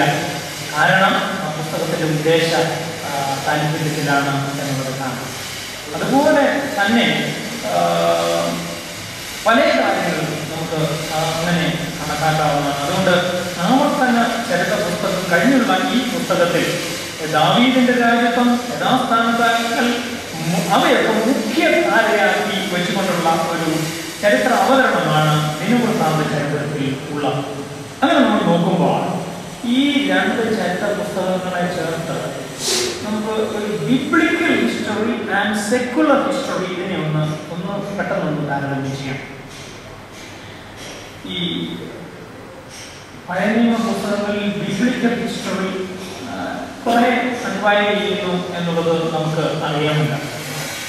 അവിടെ പറഞ്ഞിരിക്കുന്ന ഈ വേദ ചരിത്രത്തിനും സെക്കുലർ ചരിത്രത്തിനും, ഇപ്പോൾ ഭാരതത്തിൻ്റെയോ ഈജിപ്തിൻ്റെയോ ഒക്കെ ചരിത്രം എഴുതുകയാണെങ്കിൽ അത് എഴുതുന്നതും തമ്മിൽ പ്രകടമായ ചില വ്യത്യാസങ്ങളുണ്ട് എന്നുള്ളത് നാം ആ ചരിത്ര പുസ്തകങ്ങൾ വായിക്കുമ്പോൾ നമുക്ക് മനസ്സിലാകുന്നതാണ്. സെക്കുലർ ഹിസ്റ്ററിയിലെ പ്രധാനപ്പെട്ട ഇനമെന്ന് പറയുന്നത് വ്യക്തികൾ, ആളുകൾ, അതുപോലെ സംഭവങ്ങൾ, സ്ഥലങ്ങൾ. ഇത് മൂന്നും സെക്കുലർ ഹിസ്റ്ററിയിലെ പ്രധാനപ്പെട്ട കാര്യങ്ങളാണ്. വ്യക്തികളുണ്ട്, ഇത് തീർച്ചയായിട്ടും രാജാക്കന്മാരെ ചേർന്ന കാര്യങ്ങളാണ്. വിജയികളുടേതാണല്ലോ ചരിത്രം എന്ന് പറയുന്നത്. അത് അങ്ങനെ ഉണ്ടാവുമല്ലോ. അപ്പോൾ അത് സ്വാഭാവികമായും അങ്ങനെയുള്ള ചില കാര്യങ്ങളാണ് നമുക്ക് മനസ്സിലാക്കാൻ സാധിക്കുന്നത്. അപ്പോൾ അതുകൊണ്ട് വ്യക്തികളുണ്ട്, ഒപ്പം തന്നെ ഇവന്റ്സ്, സംഭവങ്ങളുണ്ട്. The dynamics of the events, സംഭവങ്ങളിലേക്ക് നയിച്ച കൊച്ചു കൊച്ചു കാര്യങ്ങൾ, അതുപോലെ തന്നെ സ്ഥലങ്ങൾ, ഇവയൊക്കെ ചേർത്ത് ആദ്യ മധ്യ അന്തങ്ങളോടുകൂടിയാണ് ചരിത്രം വരുന്നത്. അത് ബിബ്ലിക്കലായാലും സെക്കുലർ ആയാലും ഹിസ്റ്ററി ആയാലും തന്നെയാണ്. ആദ്യ മധ്യാന്തങ്ങളോടുകൂടിയാണ്. ഒരിടത്ത് നിന്ന് ആരംഭിച്ച് ഒരിടത്തു കൂടി സഞ്ചരിച്ച് ഒരിടത്ത് എത്തിച്ചേരുന്ന അന്തങ്ങൾ ചരിത്രം. ആദ്യ മധ്യ അന്തങ്ങൾ ഉള്ളതാണ് ചരിത്രം. അപ്പൊ ഈ ചരിത്രത്തെ അവതരിപ്പിക്കുന്നതിൽ ബിബ്ലിക്കൽ ഹിസ്റ്ററിക്കും സെക്കുലർ ഹിസ്റ്ററിക്കും ഒരു പ്രത്യേകമായ ചില വഴിധാരകൾ അല്ലെങ്കിൽ മെത്തഡോളജീസ് അവരെടുത്തിട്ടുണ്ട് എന്നുള്ളത് ഒപ്പം നമ്മൾ കണക്കാക്കേണ്ടതാണ്. എന്താണ് ആ വ്യത്യസ്തമാക്കുന്ന ആ രീതിശാസ്ത്രത്തിന്റെ കാര്യം? അതിൽ ഒന്നേ ഉള്ളൂ പ്രധാനമായിട്ടുള്ളത്, ഈ വേദ ചരിത്രകാരന്മാർ എഴുതുമ്പോൾ അതിൽ ഉൾപ്പെടുന്ന സംഭവങ്ങൾ, അതിലെ വ്യക്തികൾ, അവരെയൊക്കെ ഒന്ന് വിധിക്കുമല്ലോ. They will make their own judgment about the events and the persons recorded or referred in it. അവർ പറയുന്ന പരാമർശിക്കുന്ന ആളുകളെ കുറിച്ച്, സംഭവങ്ങളെ കുറിച്ച് ഒരു വിലയിരുത്തലോടുകൂടിയാണ് ചരിത്രം എഴുതുന്നത്. അതിനകത്ത് തർക്കമില്ല. അപ്പൊ ആ വിലയിരുത്തലോടുകൂടിയ ചരിത്രം എഴുതുമ്പോൾ അതിന് ചില മാനദണ്ഡങ്ങളുണ്ട്. What are the norms being followed, taken? അപ്പൊ അതിന് വേദ ചരിത്രകാരന്മാർ എടുക്കുന്ന ഒരു മാനദണ്ഡമുണ്ട്. അത് രാജാക്കന്മാരെ വിധിക്കുകയാണെങ്കിലും ഇവന്റ്സിന്റെ സംഭവങ്ങളെ കുറിച്ച് വിധി തീർപ്പോടുകൂടി എഴുതുകയാണെങ്കിലും അത് ഒന്നിനും അത് വേദമായിരുന്നു, അത് നല്ലതായിരുന്നു എന്നുള്ള തരത്തിലൊരു വിധി തീർപ്പോടുകൂടിയാണല്ലോ ചരിത്രം എഴുതി മുന്നോട്ട് പോകുന്നത്. സ്വാഭാവികം. ചിലരെ അവർ പ്രകീർത്തിച്ച് പറയും, ചിലരെ അങ്ങനെ ഒരു ബാലൻസ് ആയിട്ട് നിർത്തും, ചിലരെ ഇകഴ്ത്തി പറയും. ഇതൊക്കെ ആ സംഭവങ്ങളിൽ അവരെടുക്കുന്ന മാനദണ്ഡങ്ങളുടെ അടിസ്ഥാനത്തിലുള്ള നിലപാടുകളായിരിക്കും. So those will be the judgment of the writers, the historians, on the basis of the norms taken. അപ്പോൾ ആ എടുക്കുന്ന മാനദണ്ഡം പ്രധാനമായിട്ടുള്ള ബിബ്ലിക്കൽ ഹിസ്റ്റോറിയൻ സെക്കുലർ ഹിസ്റ്റോറിയൻ വ്യത്യസ്തമായിട്ട് എടുത്തിരിക്കുന്നത് ഇവൻ സർവശക്തനായ സത്യദൈവമായ യഹോവയെ ആരാധിച്ചിരുന്നുവോ. That's the main category. One of the main categories. ഇവൻ സത്യദൈവമായ ദൈവത്തെ ആരാധിച്ചിരുന്നുവോ. അതിന്റെ അടിസ്ഥാനത്തിൽ മാത്രമാണ് ദാവീദിനെ ആണെങ്കിലും അല്ലെങ്കിൽ യഹോശാഫാത്തിനെ ആണെങ്കിലും ജോഷിയായെ ആണെങ്കിലും അല്ലെങ്കിൽ ഹിസ്കിയാവിനെ കുറിച്ചാണെങ്കിലും ഒക്കെ തന്നെ അവരാണ് പഴയ നിയമത്തിലെ വിശ്രുതരായ ഏറ്റവും യൂട്ടിലൈസ് ചെയ്യപ്പെട്ടിട്ടുള്ള 3 രാജാക്കന്മാരാണ്. ജോഷിയ, ഹിസ്കിയാവ്, അതുപോലെ തന്നെ യഹോശാഫാത്ത്. തീർച്ചയായിട്ടും ശലോമോനെയും ദാവീദിനെയും അതിനകത്ത് പെടുത്തേണ്ടതില്ല. അവർ കഴിഞ്ഞിട്ടേ ഉള്ളൂ ബാക്കി ആരും. അപ്പോ അങ്ങനെ സത്യദൈവമായ യഹോവയെ ഇവർ ആരാധിച്ചിരുന്നുവോ. ഇവർ സത്യദൈവമായ യഹോവയുടെ കൽപ്പനകൾ അനുസരിച്ചിരുന്നുവോ. ഈ ആരാധനയും അനുസരണവും ബഹുമാനവും അനുസരണവും ഒരുമിച്ച് പോകേണ്ടതാണെന്ന് പറയുന്ന തർക്കമുണ്ട്. ഞാൻ പലപ്പോഴും വിചാരിച്ചിട്ടുണ്ട്, ഓർത്തഡോക്സ് ക്രൈസ്തവർക്ക് നമ്മുടെ ജനത്തിന് മറ്റ് സഭകളിൽ കാണുന്നതിനേക്കാളും നമ്മുടെ വൈദികരോട് നമ്മുടെ ജനത്തിന് പ്രത്യേക ആത്മീയ കാര്യങ്ങളും അങ്ങനെ തർക്കം ഉണ്ടെന്ന് എനിക്ക് തോന്നുന്നു. ഞാൻ കുറച്ചാണ് ഒരു മാർത്തോമാ പള്ളിയിൽ അവരുടെ ഇടവക ദിനത്തിൽ, അപ്പോൾ ഞാൻ എന്നെ വിളിച്ചപ്പോൾ തന്നെ ഞാൻ പറഞ്ഞു, ഞാൻ രാവിലെ ബ്രേക്ക്ഫാസ്റ്റ് കഴിഞ്ഞ് വരൂ. നമ്മുടെ പ്രമാണം അങ്ങനെയാണ്, കുർബാന കഴിഞ്ഞിട്ട് അത് ഭക്ഷിച്ചിട്ട് ക്യാമ്പസ് വിട്ട് പോകാവുള്ളൂ എന്നുള്ളതുകൊണ്ട്. അപ്പോൾ അതുകൊണ്ട് ഞാൻ അത് കഴിഞ്ഞ് വരുള്ളൂ, അത് നിങ്ങൾ തയ്യാറാക്കേണ്ടത്. അപ്പോൾ ഞങ്ങൾ ഉച്ചയ്ക്ക് ഞങ്ങളവിടെ കഴിക്കണം. ഞാൻ പറഞ്ഞു അത് ഞാൻ നോക്കട്ടെ, ഞാൻ ഉറപ്പ് പിന്നീട് പറയാം. പ്രാർത്ഥനയോഗം അവിടെ ഉണ്ട്. അപ്പോൾ അത് അന്ന് ഇല്ല എങ്കിൽ അവിടെ ചെന്ന് കഴിക്കാം എന്ന് വിചാരിച്ചിരിക്കുമ്പോഴാണ് പ്രാർത്ഥനയോഗമുണ്ട്, അന്ന് ഭക്ഷണം പങ്കുവെക്കുന്നത്. അപ്പം ഞാൻ 2 ദിവസം മുന്നേ ഈ അച്ഛനെ വിളിച്ചിട്ട് പറഞ്ഞു, ഭക്ഷണം അവിടെ ഉച്ചഭക്ഷണമൊന്നും വേണ്ട എന്ന് പറഞ്ഞ് നിങ്ങൾ അവിടെ കൊടുക്കുന്ന വെള്ളം നന്നാണെന്ന്. എന്നിട്ട് ഞാൻ അവിടെ ഈ രാവിലെ ഇടവക ദിനത്തിന് രാവിലെ അവിടെ ക്ലാസ് എടുക്കാൻ വേണ്ടി ചെല്ലുമ്പോൾ അച്ഛൻ്റെ 40-42 വയസ്സാണ്. അച്ഛൻ്റെ പ്രിയ പത്നി എന്നെ വന്ന് കണ്ടുമ്പോൾ ഞാൻ ബൈക്ക് വെച്ചിട്ട് അങ്ങോട്ട് നടക്കുവാൻ കുറച്ചൊന്ന് ദൂരമെന്ന് പറഞ്ഞു, അച്ഛൻ ഇവിടെ ഭക്ഷണം കഴിക്കുന്നില്ല, അത് അച്ഛൻ അവിടെ പള്ളിയിൽ ഭക്ഷണം ഉണ്ട്, അത് കഴിച്ചിട്ടേ വരാൻ പാടുള്ളൂ എന്നുള്ളത് കൊണ്ടാണ് അതവിടെ ലഭ്യമാണെന്നുള്ളതൊന്ന് ക്ലാസ് എടുക്കുമ്പോൾ പറഞ്ഞു. അവിടെ തയ്യാറാക്കിയിട്ടുണ്ട്, അത് കഴിക്കാൻ ഒക്കാത്തത് അവരോടുള്ള ബഹുമാനം കുറവുകൊണ്ടല്ല എന്നുള്ളത് അറിയിക്കാനാണെന്ന് വിചാരിച്ചാണ് ഞാൻ കൂടുതലത് പറഞ്ഞു. ഇന്നിവിടെ എനിക്ക് കഴിക്കാൻ നിവൃത്തിയില്ല എന്നുള്ളത് പോസിറ്റീവായിട്ട് നമ്മളത് പറഞ്ഞു. ഇറങ്ങി വന്നിട്ട് ഞാൻ വെള്ളം ചെയ്യുമ്പോൾ എന്നോട് കുറച്ചമ്മ അടുത്ത് വന്ന് പല കാര്യങ്ങളും പറഞ്ഞു. ഞാൻ കൃത്യമായിട്ട് പറയാമെന്ന് എനിക്ക് ഇൻസിസ്റ്റ് ചെയ്തിട്ടുണ്ട്. ഒറ്റ കാര്യമുള്ള ഇവിടെ അച്ഛനും ഭക്ഷണം കഴിക്കുന്നവനാണെന്ന് ഇവിടുത്തെ പള്ളിക്കാരറിയുന്നത്. ഈ ഭക്ഷണം വളർന്നു 19 വർഷമായിട്ട് പള്ളിയോട് സേവനം ചെയ്ത അച്ഛൻ്റെ ഭാര്യ താല്പര്യപൂർവ്വമായി തന്നെ അറിയിച്ചാണ്. നമ്മുടെ ജനത്തിന് നമ്മളോട് വലിയ ആഭിമുഖ്യമുണ്ട് എന്ന തർക്കം നമ്മുടെ വൈദികർക്കും മെത്രാപ്പൊലീത്തന്മാരോടും ജനത്തിന് ഈ കാര്യങ്ങളോടൊക്കെ വലിയ ബഹുമാനമാണ്. Whether this respect is converted into or realized or fulfilled into our obedience, ഈ ബഹുമാനം അനുസരണമായിട്ട് കൺവേർട്ട് ചെയ്യുന്നുണ്ടോ എന്ന് നമ്മൾ അന്വേഷിക്കണം. അത് നമ്മൾ കാണിക്കുന്ന ബഹുമാനത്തെയാണെങ്കിലും നമ്മൾ നിൽക്കുന്ന നിൽപ്പിൽ വളരെ ഭൂമിക്ക് ബഹുമാനത്തോടെ ആദരവ് കാണിക്കും ഒക്കെ ചെയ്യും. പക്ഷേ ഈ അനുസരണമായിട്ട് രൂപാന്തരപ്പെടുത്തുന്നുണ്ടോ എന്നുള്ളത് നമ്മൾ അന്വേഷിക്കണ്ട. ഈ രാജാക്കന്മാരെ വിധിക്കുമ്പോൾ, രാജാക്കന്മാരുടെ ചരിത്രം എഴുതുമ്പോൾ ഈ ബിബ്ലിക്കൽ ഹിസ്റ്റോറിയിൽ അവലംബിക്കുന്ന ഒരു തത്വമില്ല. അവർ സത്യദൈവമായ യഹോവയെ ആരാധിച്ചുവോ, ആരാധിക്കുന്നതിനനുസരിച്ച് അവൻ അനുസരിച്ചുവോ. ഇത് വളരെ പ്രധാനപ്പെട്ട ഒരു കാര്യങ്ങളാണ് അവർ എടുത്തിരിക്കുന്നത്. This reflect. അത് വളരെ പ്രാധാന്യവത്തായ ഒരു കാര്യമാണ് എന്ന് ഞാൻ പ്രത്യേകിച്ച് ഓർമ്മിപ്പിക്കട്ടെ. മറ്റു പലതും ഈ നോം അനുസരിച്ച് ആണ് മറ്റു പല നോംസും ബിബ്ലിക്കൽ ഹിസ്റ്റോറിയൻസ് അവലംബിച്ചിട്ടുള്ളത്. അത് നമുക്ക് മുഴുവനായിട്ട് ചർച്ച ചെയ്യാനായിട്ട് നേരം പോരാ. എന്തായാലും ഈ നോം അനുസരിച്ചും ഈ രണ്ട് പുസ്തകങ്ങളെയും നമ്മൾ പരിചയപ്പെടുമ്പോൾ 3 തലത്തിൽ ഇവയ്ക്ക് വ്യത്യാസമുണ്ട് എന്നുള്ളതും കൂടെ അറിഞ്ഞിട്ട് നമ്മൾ മനസ്സിലേക്ക് കടക്കണം. ഒന്നാമത്തെ വ്യത്യാസം പെരിഫറൽ ലെവലിലുള്ളതാണ്. ഈ ദിനവൃത്താന്ത ചരിത്ര പുസ്തകവും ആവർത്തന ചരിത്ര പുസ്തകവും, ദിനവൃത്താന്ത ചരിത്ര പുസ്തകത്തിൽ വരുന്നതാണ് എസ്രായേൽ, നെഹമ്യാ എന്നുള്ളത് പ്രത്യേകിച്ച് നമ്മൾ ഓർക്കുന്നതാണ്. ആവർത്തന ചരിത്ര പുസ്തകത്തിൽ വരുന്ന 6 പുസ്തകങ്ങളുടെ കാര്യം നമ്മൾ പറഞ്ഞു. യോശുവ മുതലുള്ള 6 പുസ്തകങ്ങളുടെ കാര്യം പറഞ്ഞു.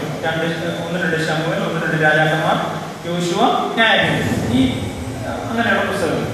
അപ്പോ ഈ പുസ്തകങ്ങൾ തമ്മിലുള്ള വ്യത്യാസത്തെ പെരിഫറൽ ലെവൽ, ഉപരിതലത്തിൽ നമ്മൾ നോക്കുകയാണെങ്കിൽ one is so cute, ഒന്ന് വളരെ ബ്രീഫാണ്, the other one is so descriptive. ഒരെണ്ണം വളരെ വിശദീകരിച്ച് ചിലതൊക്കെ ചേർക്കുന്നുണ്ട്, ഒരെണ്ണം ക്യൂട്ടാണ്, ലാക്കോണിക് എന്ന് പറയാം. വളരെ ലാക്കോണിക് എന്ന് പറയും. ഒരെണ്ണം വളരെ ഡിസ്ക്രിപ്റ്റീവാണ്. ഈ പ്രിൻസിപ്പിൾ തന്നെ യോബിന്റെ പുസ്തകത്തിലും ഒക്കെ നമുക്ക് അപ്ലൈ ചെയ്യാവുന്നതാണ്, അതിലെ ചില ഭാഗങ്ങളെ സംബന്ധിച്ച്. അപ്പം അതിനൊരു ഉദാഹരണമായിട്ട് one is brief and other one is so descriptive എന്നുള്ളതിന് 2 ഭാഗങ്ങൾ വേണമെങ്കിൽ നമുക്ക് എക്സാമ്പിളായിട്ട് എടുക്കാം. 1-2 രാജാക്കന്മാരുടെ ആ പുസ്തകം അധ്യായങ്ങളുടെ എണ്ണം വെച്ച് നോക്കുകയാണെങ്കിൽ 22-25 അധ്യായങ്ങൾ വീതമാണ് ആദ്യ രാജാക്കന്മാരുടെ 2 അധ്യായങ്ങൾക്കുള്ള. എന്നാൽ ദിനവൃത്താന്ത പുസ്തകം നമ്മൾ നോക്കുകയാണെങ്കിൽ അത് 65ഓളം പുസ്തകമുണ്ട്, 2 കൂടെ ചേർന്ന്.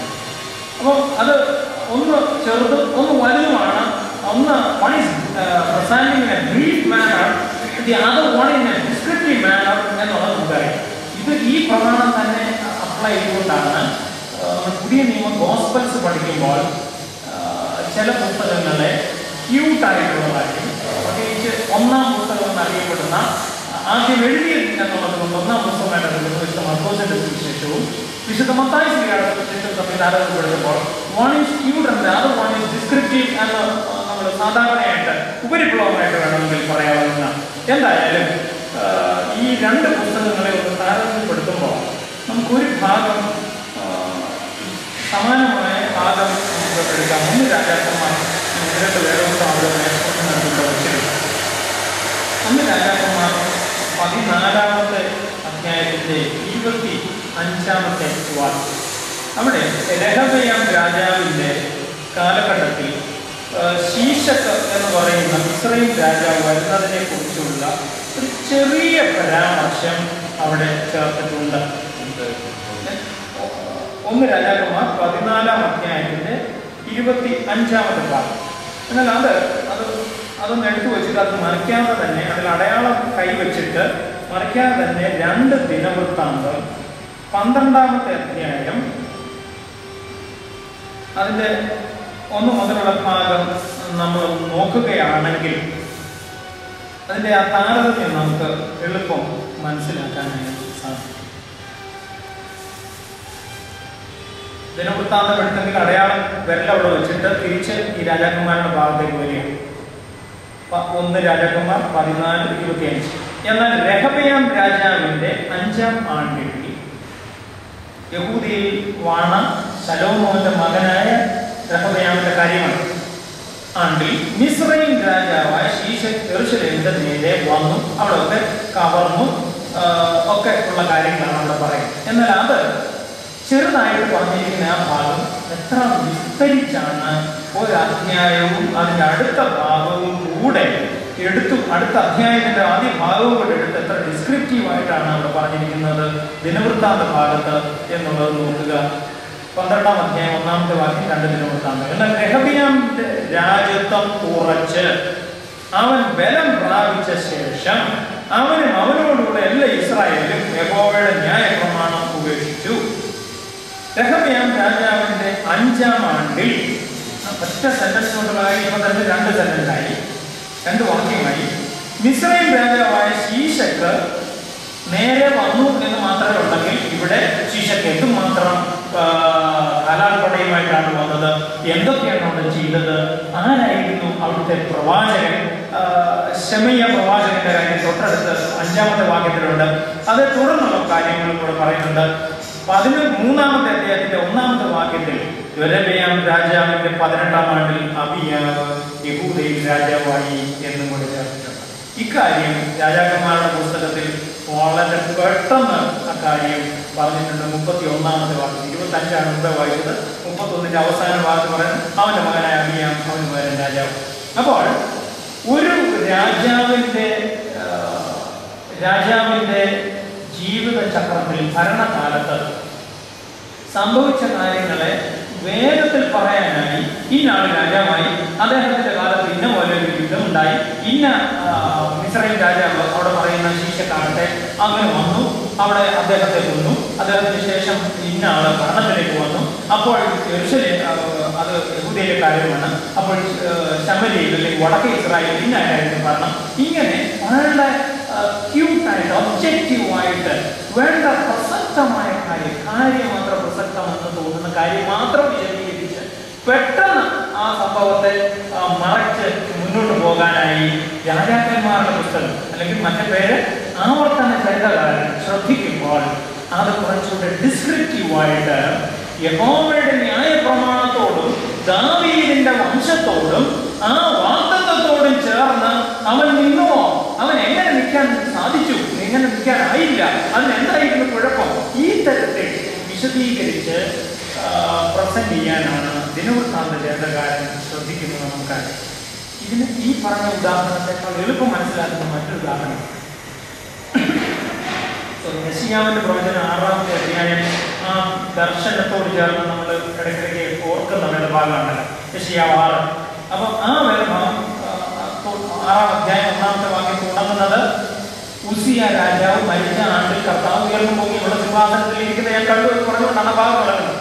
അപ്പൊ അവിടുത്തെ രാജാവ് ഉസിയാവാണ്. അദ്ദേഹത്തിന് മറ്റൊരു പേരുണ്ട്, അസറിയാവ് എന്നാണ്. ഈ സംഭവത്തോടും ആ വേദഭാഗത്തോടും ചേർത്ത് വായിക്കേണ്ട ആവർത്തന ചരിത്രത്തിലെ ഭാഗമുണ്ട്.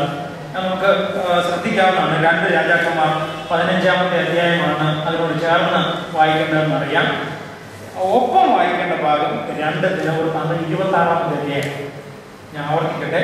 യെശയ്യാവ് 6-ലെ ദർശനത്തോട് ചേർന്ന് 2 രാജാക്കന്മാർ 15-ാമത്തെ അധ്യായവും ദിനവൃത്താന്തം 2 ദിനവൃത്താന്തം 26-ാം അധ്യായമാണ് നമ്മൾ ചേർത്ത് വായിക്കുന്നത്.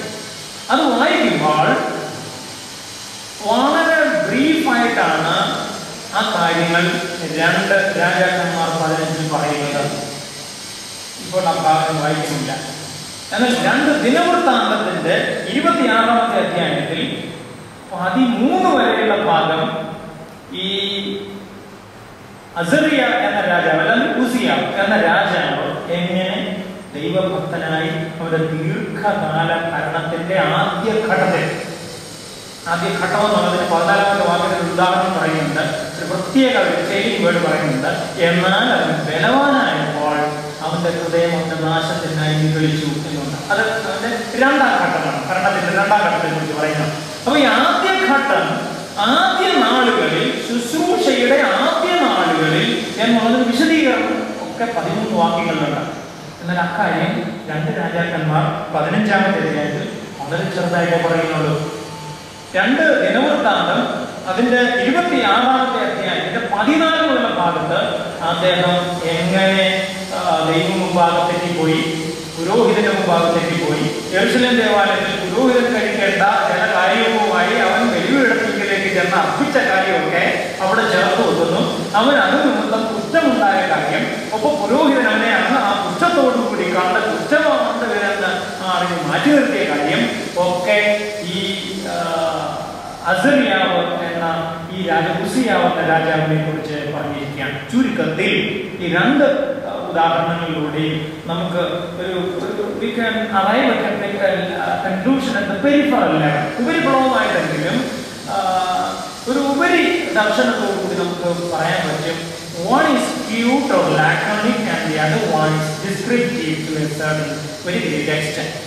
ആവർത്തന ചരിത്രം നമ്മൾ വായിക്കുമ്പോൾ ആ അന്നത്തെ രാജാക്കന്മാരെ കുറിച്ചും ഇവന്റ്സിനെ കുറിച്ചും സംഭവത്തിന്റെ ഡൈനമിക്സിനെ കുറിച്ചും പറയുമ്പോൾ കുറച്ച് ഒതുക്കത്തോടുകൂടിയാണ് പറയുന്നത്.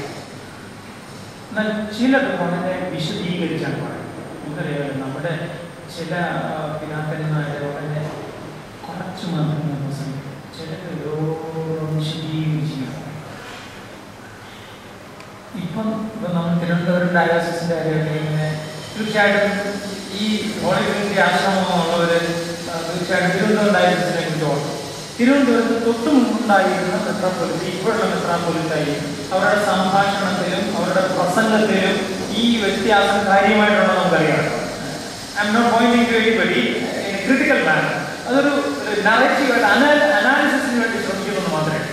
ഒരാള് വളരെ ഡിസ്ക്രിപ്റ്റീവായിട്ട് പറയും. ഗബ്രിയേൽ തിരുമേനി ഒരു കാര്യം പറയുന്നത് വളരെ വിശദീകരിച്ച് അവിടെ ഇവിടെ പറയാം. ഭാഷയുടെ ആ ഒരു കഴിവൊക്കെ നോക്കിയല്ലേ പറയും. എന്നാൽ തൊട്ടു മുമ്പുണ്ടായിരുന്നു നമ്മുടെ സ്മയെ കുറിച്ചാണ് make it cute. His grace is so laconic in certain extent. അപ്പോൾ ഇത് ഈ ആവർത്തന ചരിത്രകാരനും ഈ ക്രോണിക്കൽ ഹിസ്റ്ററിയിലും കാണുന്ന ഒരു പ്രത്യേകതയാണ്. ഇതുപോലെ വേറൊരു വ്യത്യാസം കൂടെ, അത് ഞാൻ സന്ദർഭവശാൽ നേരത്തെ ഓർമ്മിപ്പിച്ച ഉദാഹരണമാണ്. ചില ഭാഗങ്ങൾ ചരിത്രത്തിൽ വിട്ടുകളഞ്ഞിട്ടുണ്ട് ഈ ക്രോണിക്കൽ ഹിസ്റ്ററി. ദിനവൃത്താന്തത്തിൽ ശമൂവേലിന്റെ പുസ്തകത്തിലോ രാജാക്കന്മാരുടെ പുസ്തകത്തിലോ വിശദീകരിച്ച് പറഞ്ഞിരിക്കുന്ന ചില കാര്യം ചേർത്തിട്ടില്ല. ഞാൻ മുമ്പ് ഉദാഹരണം പറഞ്ഞു. ദാവീദിന് കളക്കം പറ്റുന്ന ചില കാര്യങ്ങൾ, പ്രത്യേകിച്ച് 2 ശമൂവേൽ 11-ാമത്തെ അധ്യായത്തിൽ പറയുന്ന കാര്യമാണ് ഞാൻ മുമ്പേ വിശദീകരിച്ച കാര്യം. പിന്നീട് നമ്മൾ നോക്കിയാൽ മതിയെങ്കിലും പെട്ടെന്ന് ആ ഭാഗം മറിച്ചൊന്ന് നോക്കിയാൽ നല്ലതാണ്. 2 ശമൂവേൽ 11-ാമത്തെ അധ്യായവും 1 ദിനവൃത്താന്തം 20-ാമത്തെ അധ്യായം. അവിടെ പറയുന്ന ചിലത് വിട്ടുകളഞ്ഞിട്ടുള്ള കാര്യവും 2 ശമൂവേൽ 11-ാം അധ്യായം 2 ശമൂവേൽ 11-ാമത്തെ അധ്യായം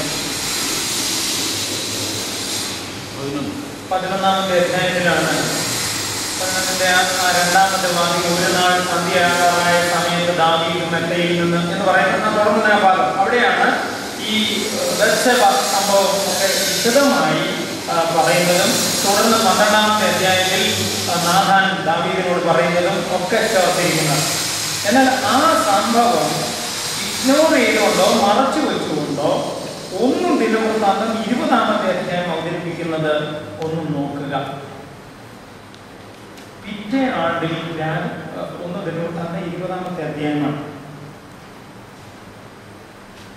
2-ാം വാക്യം നോക്കിയാൽ ദാവീദ് അവരുടെ രാജാവിന്റെ കിരീടമെടുത്ത് അവരുടെ തലയിൽ നിന്ന് എടുത്ത് അതിന്റെ തൂക്കം 1 താലന്ത് എന്ന് കണ്ടു. യോവാബ് രബ്ബയെ പിടിച്ച് ദാവീദ് യെരൂശലേമിൽ തന്നെ പാർത്തിരുന്നപ്പോൾ യോവാബ് യുദ്ധത്തിന് പോയി രബ്ബ എന്ന് പറയുന്ന പ്രജാതി നഗരം പിടിച്ച കഥയാണ് അവർ പറയുന്നത്. അവിടുത്തെ രാജാവിന്റെ കിരീടം എടുത്തു വരും. പക്ഷെ ഈ കാര്യം ഇതിനിടയ്ക്കുള്ള ചില സംഭവങ്ങളുണ്ട്. അവിടെയാണ് ഈ നാഥാൻ പ്രവാചകൻ വന്ന കാര്യവും അതിനു മുമ്പ് ആ നാഥാൻ പ്രവാചകൻ വന്ന് അദ്ദേഹം രാജാവിനെ കുറ്റം വിധിക്കാനായി ഉള്ള ഈ ദാവീദ് സംഭവവും ഒക്കെ പറയുന്നത്. അത് കൃത്യമായും ദിനവൃത്താന്ത ചരിത്രകാരൻ വിട്ടുകളഞ്ഞിരിക്കുന്നു, അല്ലെങ്കിൽ അത് പറഞ്ഞിട്ടേ ഇല്ല എന്നുള്ളതാണ്. അപ്പോൾ അത് കാണിക്കുന്ന എന്താ? ദാവീദിനോടുള്ള ദാവീദ് സിംഹാസനത്തോടും ദാവീദിനോടും ശലോമോനോടും ഉള്ള പ്രത്യേക മമത ഉയർത്തിപ്പിടിച്ചുകൊണ്ടും ബഹുമാനം ഉയർത്തിപ്പിടിച്ചുകൊണ്ടും ദിനവൃത്താന്ത ചരിത്രകാരൻ എഴുതുമ്പോൾ he was to a certain extent ignoring certain events which could be a blemish on the life and personality of his David or Solomon. ദാവീദിനോ സോളമനോ കളങ്കം വരാവുന്ന ചില കാര്യങ്ങൾ വിട്ടുകളഞ്ഞിരിക്കാം. എന്നാൽ കൂട്ടിച്ചേർത്തിട്ടുള്ള ചില കാര്യങ്ങളുണ്ട്. പെട്ടകം നിർമ്മിക്കുന്നത് സംബന്ധിച്ച് ദൈവാലയ ബന്ധിതമായ കാര്യങ്ങൾ, വിശദമായ വംശാവലി, ദിനവൃത്താന്തം 1 മുതൽ 9 വരെയുള്ള ഭാഗം, all those are being attached or being added to the narrative കാരണം അത് ദാവീദിനോട് ചില പ്രത്യേക ഉദ്ദേശത്തോടും കൂടി ചേർത്തിരിക്കുന്ന കാര്യങ്ങളാണ്. അതുപോലെ തന്നെ മൂന്നാമത്തെ വ്യത്യാസം, ഒന്ന് പെരിഫറൽ ലെവൽ നമ്മൾ കണ്ടു, one is cute or brief and other one is descriptive.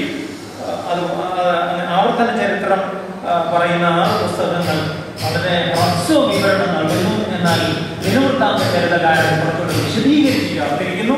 രണ്ടാമത്തെ വ്യത്യാസം, ചിലത് ആ വിവരിക്കുമ്പോൾ തന്നെ ദാവീദിനോടോ ആ വംശത്തോടോ ഉള്ള നിമിത്തം ചിലത് പ്രത്യേകിച്ച് ആഡ് ചെയ്യുന്നു, ചിലത് വിട്ടുകളഞ്ഞിരിക്കുന്നു. അദ്ദേഹത്തിന് കളക്കം വരുന്നുണ്ടായിരുന്നു. ഈ 2 വ്യത്യാസം കണ്ടതുപോലെ ഒരു വ്യത്യാസം കൂടിയാണ്. ആ വ്യത്യാസത്തിലാണ് നമുക്ക് തുടർന്നുള്ള മനുഷ്യ പഠനം മുന്നോട്ട് പോകേണ്ടതെന്ന് കൂടെ അതുകൂടെ പറഞ്ഞിട്ട് ഒരു മിനിറ്റ് നേരം ഒരു ബ്രേക്ക് എടുത്തിട്ട്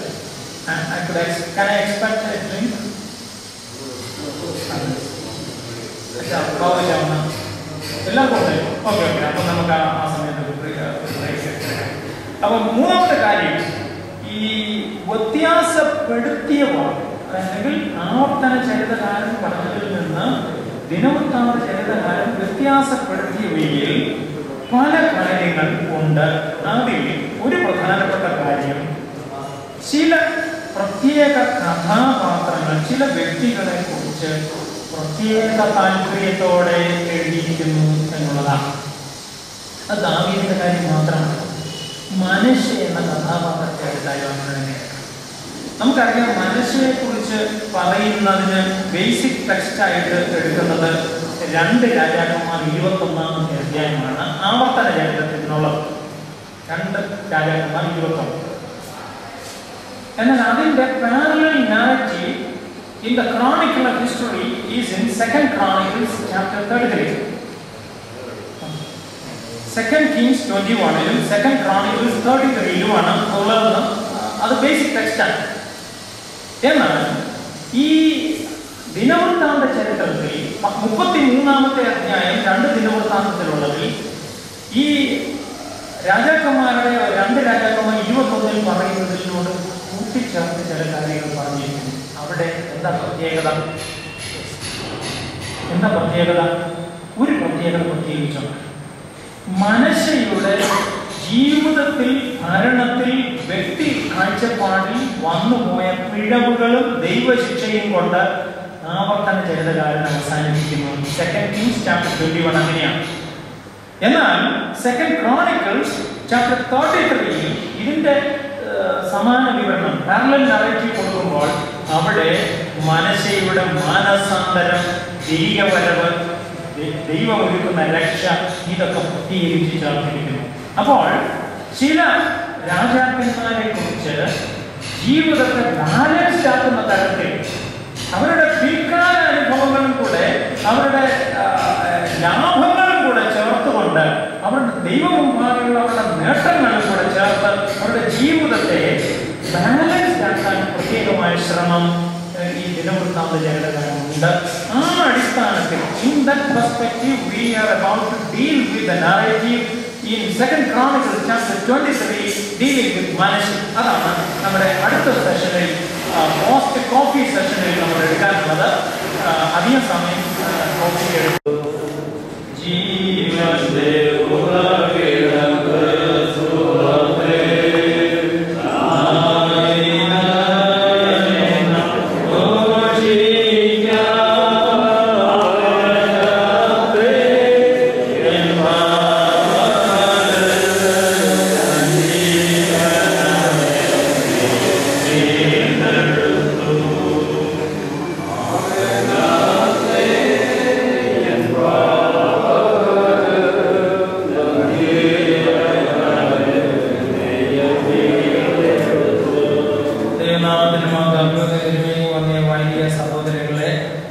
നമ്മൾ ചിന്തിച്ചു വന്ന കാര്യം, ആവർത്തന ചരിത്ര പുസ്തകവും ദിനവൃത്താന്ത ചരിത്ര പുസ്തകവും തമ്മിലൊരു ഓട്ടപ്രദർശനത്തിലൂടെ അതിന്റെ ഒരു താരതമ്യത്തിന് ഒരു അവസരം കണ്ടെത്തുകയായിരുന്നു. യോശുവ മുതൽ രാജാക്കന്മാരുടെ പുസ്തകം വരെയുള്ള 6 പുസ്തകങ്ങൾ, രൂത്ത് ഒഴിച്ചുള്ള മറ്റ് 6 പുസ്തകങ്ങൾക്ക് ആവർത്തന പുസ്തകത്തിലെ സ്പിരിറ്റ് ഉൾക്കൊണ്ടുകൊണ്ടുള്ള ചരിത്ര രചന അടിസ്ഥിതമായി അതിൻ്റെ the main line thinking and the driving force and the spirit all through the writing the history in those books. അത് പ്രത്യേകതയുള്ളതാണ്. അത് ദിനവൃത്താന്ത ചരിത്രത്തിൽ നിന്ന് വ്യത്യാസപ്പെട്ടിരിക്കുന്നു. അല്ലെങ്കിൽ നേരെ തിരിച്ചു പറഞ്ഞാൽ ദിനവൃത്താന്ത ചരിത്രം രചിക്കുമ്പോൾ അതിൽ ദാവീദിനോടും ദാവീദിനോടുള്ള വാഗ്ദത്വവും ആ കുലത്തോടുള്ള പ്രത്യേക മമതയും ഒക്കെ ചേർത്തുകൊണ്ട് എങ്ങനെ അതിൽ ആ പ്രത്യേക സ്പിരിറ്റും ഉൾക്കാഴ്ചയും എങ്ങനെ ആ എഴുത്തിനെ സ്വാധീനിക്കുന്നു എന്നുള്ളതിൻ്റെ ചില വ്യത്യാസത്തിൻ്റെ 3 തലങ്ങൾ. At the peripheral level, the content wise, then personal wise. അത് മൂന്നും അങ്ങനെ നമ്മൾ ഒന്ന് പൊതുവായി കണ്ട് we were trying to place it in the context so that we could, along with the person and contribution of Manushi, അത് ഒന്ന് analyse ചെയ്യുന്നതിന് വേണ്ടി ഒരു അടിസ്ഥാനമായിട്ടാണ് ഇത്രയും ഉള്ള ചർച്ച നമ്മൾ മുന്നോട്ട് വെച്ചത്. പൊതുവായി ആ ചർച്ചയിൽ എന്തെങ്കിലും കാര്യം സപ്ലിമെന്റ് ചെയ്യാനായിട്ട് ബഹുമാന്യരാജന്മാർ ആഗ്രഹിക്കുന്നെങ്കിൽ ഇപ്പം പറഞ്ഞ നല്ലതായിരിക്കും. നമ്മളങ്ങനെ ചോദ്യം ഒന്നും ചോദിച്ച് നിങ്ങൾ എന്നെ കുഴക്കില്ല എന്ന് എനിക്ക് നൽകിച്ചിട്ടുണ്ട്. എന്നാൽ നമ്മൾ തിരുവചനം വായിക്കുന്നവരാണ്. ബഹുമാനോട് എൻ കെ മത്താച്ചൻ പറയാറുണ്ട്. എൻ കെ മത്താച്ചനെ ടി സി ഓണച്ചനെ നോക്കുന്നുണ്ടാവില്ല. അപ്പോൾ എൻ കെ മത്താച്ചൻ്റെ ഇടയ്ക്ക് പറയും, ഈ പ്രാർത്ഥനയൊക്കെ പ്രസംഗിക്കാനായിട്ട് വിഷയം തീർന്നു പോലുള്ള സുവിശേഷം ചില ലക്ഷങ്ങളുണ്ട്.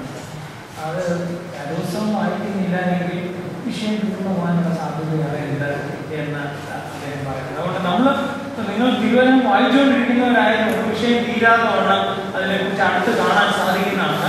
അപ്പോൾ അതുകൊണ്ട് എന്തെങ്കിലും ഈ പറഞ്ഞതിനോട് സപ്ലിമെന്റ് ചെയ്യാനോ അല്ലെങ്കിൽ അങ്ങനെ എന്തെങ്കിലും ഉണ്ടെങ്കിൽ പെട്ടെന്ന് ഒന്ന് പറയാം. അത് പിന്നെയും ആകാം, അല്ലെങ്കിൽ ഇപ്പോൾ ആകാം, അല്ലെങ്കിൽ നമുക്ക് ഈ മനശ്ശയുടെ ജീവിത രേഖ വിശകലനത്തിന് വിധേയമാണ്.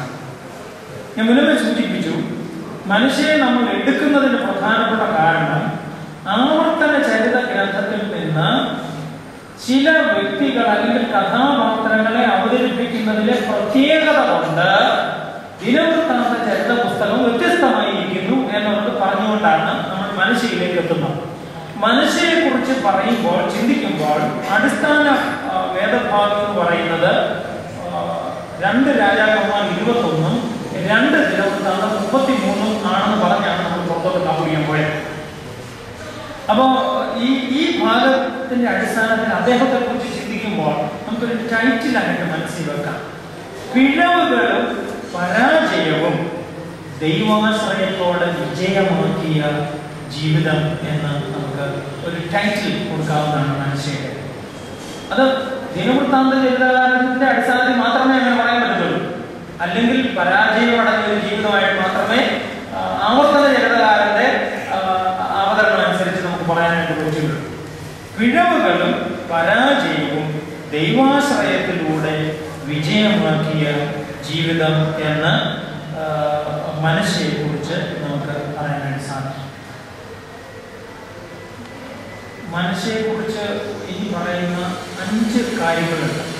12-20 അവസാനിപ്പിക്കണം. ഇതിനകത്ത് 5 കാര്യങ്ങൾ എനിക്ക് പറയാം. അതിന് ബേസിക് ടെക്സ്റ്റ് ആയിട്ട് 2 രാജാക്കന്മാർ 21 2 ദിനവൃത്താന്തം 33 ആണെന്ന് കണ്ടു. അതിനുള്ളിൽ ഒന്നാമത്തെ കാര്യം പേഴ്സണൽ ആൻഡ് ബയോഗ്രഫിക്കൽ ഡീറ്റെയിൽസ് ആണ്.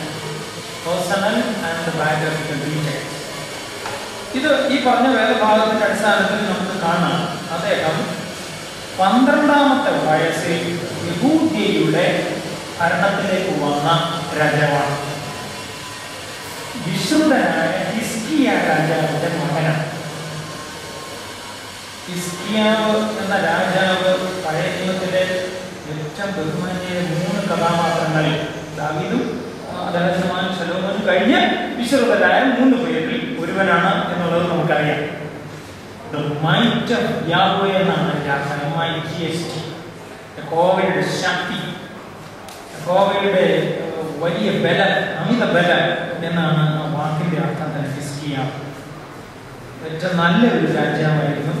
അദ്ദേഹത്തെ സംബന്ധിച്ച് 2-3 കാര്യം നമുക്ക് പറയാനുള്ളത്. ഈ 2 രാജാക്കന്മാർ 18-ാമത്തെ അധ്യായത്തിന്റെ 5, അതുപോലെ തന്നെ Numbers 21:9 and 2 Kings 18:5 ഈ വാക്യങ്ങൾ താരതമ്യപ്പെടുത്തിയാണ് പഴയ നെഹുഷ്ടാൻ ആരാധന. നെഹുഷ്ടാൻ എന്നുള്ളത് ഓർക്കുമല്ലോ, പിച്ചള സർപ്പം, മോശയുണ്ടാക്കിയ ആ രക്ഷികമായ ആ ഒരു സിംബലിനെ ആരാധിച്ചു കൊണ്ടുവരുന്ന ഒരു രീതി ഈ ഹിസ്കിയാവിന്റെ കാലം വരെ ഉണ്ടായിരുന്നു എന്ന് അവിടെ പരാമർശിക്കപ്പെട്ടിട്ടുണ്ട്. 2 രാജാക്കന്മാർ 18-ൽ ഉണ്ടായിരുന്നു. അത് വിലക്കിയ ആളായിരുന്നു, അത് എടുത്തു നീക്കിയ ആളായിരുന്നു ഹിസ്കിയാവ്. അത് തന്നെയുമല്ല, അത് ഇസ്രായേലിന്റെ ചരിത്രത്തിൽ വലിയൊരു മാറ്റം ഉണ്ടാക്കി കഴിഞ്ഞു. അവരുടെ സ്പിരിച്വാലിറ്റിയുടെ റിഫ്ലക്ഷൻസിനെ പാരമ്പര്യത്തോടും ആധുനികതയോടും ചേർത്ത് റിച്ചുവാക്കി തീർത്ത ഒരു പരിശ്രമത്തിന്റെ റിഫ്ലക്ഷനായിട്ടാണ് നെഹുഷ്ടാൻ ആരാധന വിലക്കിയതായിട്ട് അവിടെ പറയുന്നത്.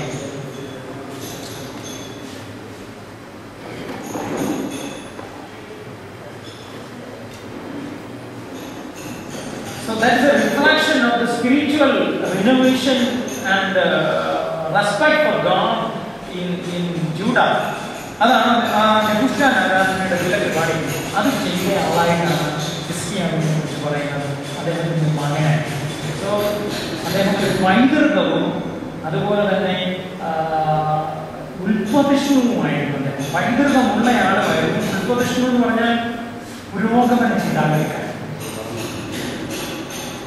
മാറ്റങ്ങളെ ഉൾക്കൊള്ളാനായിട്ട് സാധിക്കുന്ന പാരമ്പര്യവും ഉൽപ്പതിഷ്ണത്വവും ഒരുപോലെ വേണ്ടതാണ് നേതാക്കന്മാർ. അത് വളരെ പ്രാധാന്യമുള്ള ഒരു കാര്യമാണ്. രണ്ടാമത്തെ കാര്യം, ഈ ഹിസ്കിയാവിനെ കുറിച്ച് പറയുകയാണെങ്കിൽ നമ്മൾ മനശ്ശയെ കുറിച്ച് പറയുന്നതിന് അദ്ദേഹത്തിന്റെ പൈതൃകത്തെ ഒന്ന് അന്വേഷിക്കുകയാണ്. Just for some biographical and personal details. Assyria വലിയ ശക്തരായിരുന്ന ഒരു കാലഘട്ടത്തിലായിരുന്നു ഈ ഭരണകൂടം ഉണ്ടായത്. അസീറിയ വലിയ ശക്തരായിരുന്നെന്ന് പറഞ്ഞാൽ അസീറിയക്കാരോടുള്ള വിരോധം, അസീറിയക്കാരുടെ ഉപദ്രവത്തിന്റെ കാര്യം, നിനുവയോടുള്ള യോനായുടെ സംഘത്തിന്റെ എതിർപ്പ്, ഇതൊക്കെ നമുക്ക് പലപ്പോഴും പരാമർശ വിധേയമാക്കുന്നതാണ്. ശമരിയിലൂടെ യേശുവിന് കടന്നു പോകേണ്ടിയിരുന്നു എന്ന യോഹന്നാൻ 4-ലെ കാര്യവും നമ്മൾ ഇടയ്ക്കിടയ്ക്കൊക്കെ ഓർക്കുമ്പോൾ ഇതൊക്കെ താരതമ്യപ്പെടുത്തുന്നതാണ്.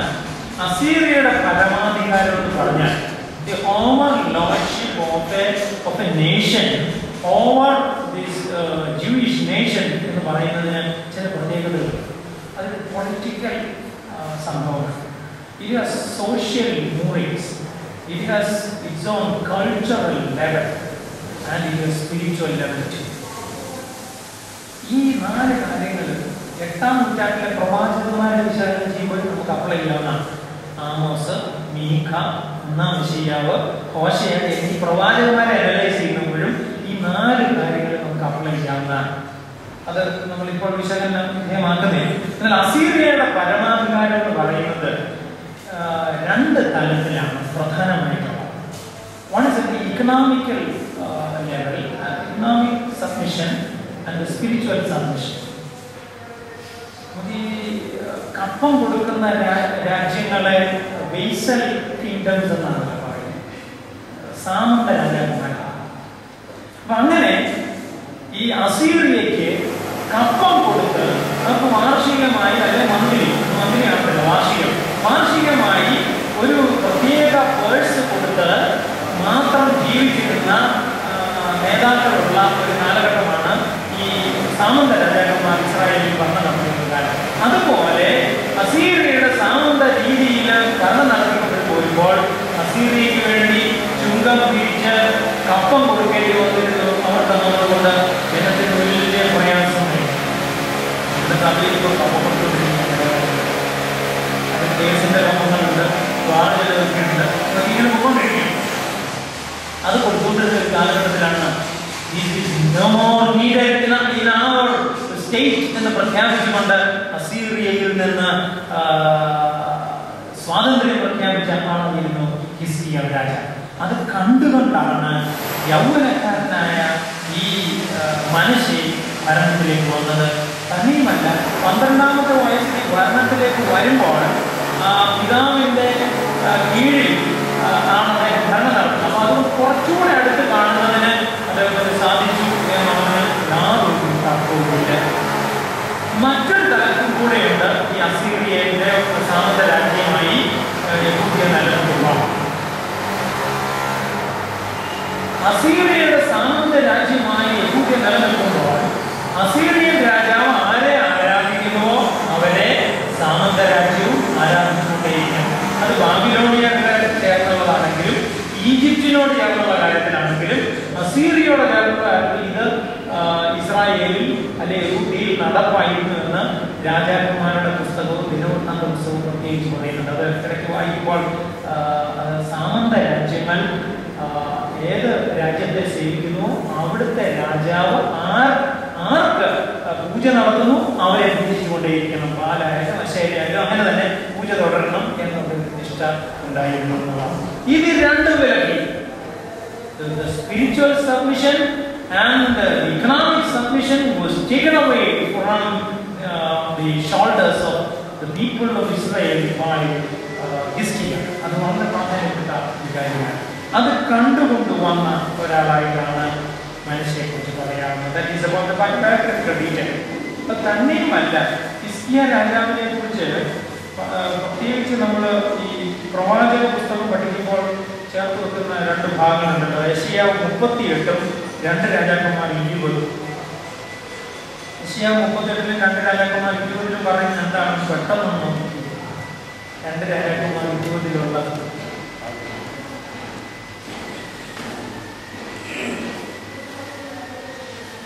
തുടങ്ങുന്നത് തന്നെ നമുക്ക് അറിയാവുന്ന തരത്തിലാണ്.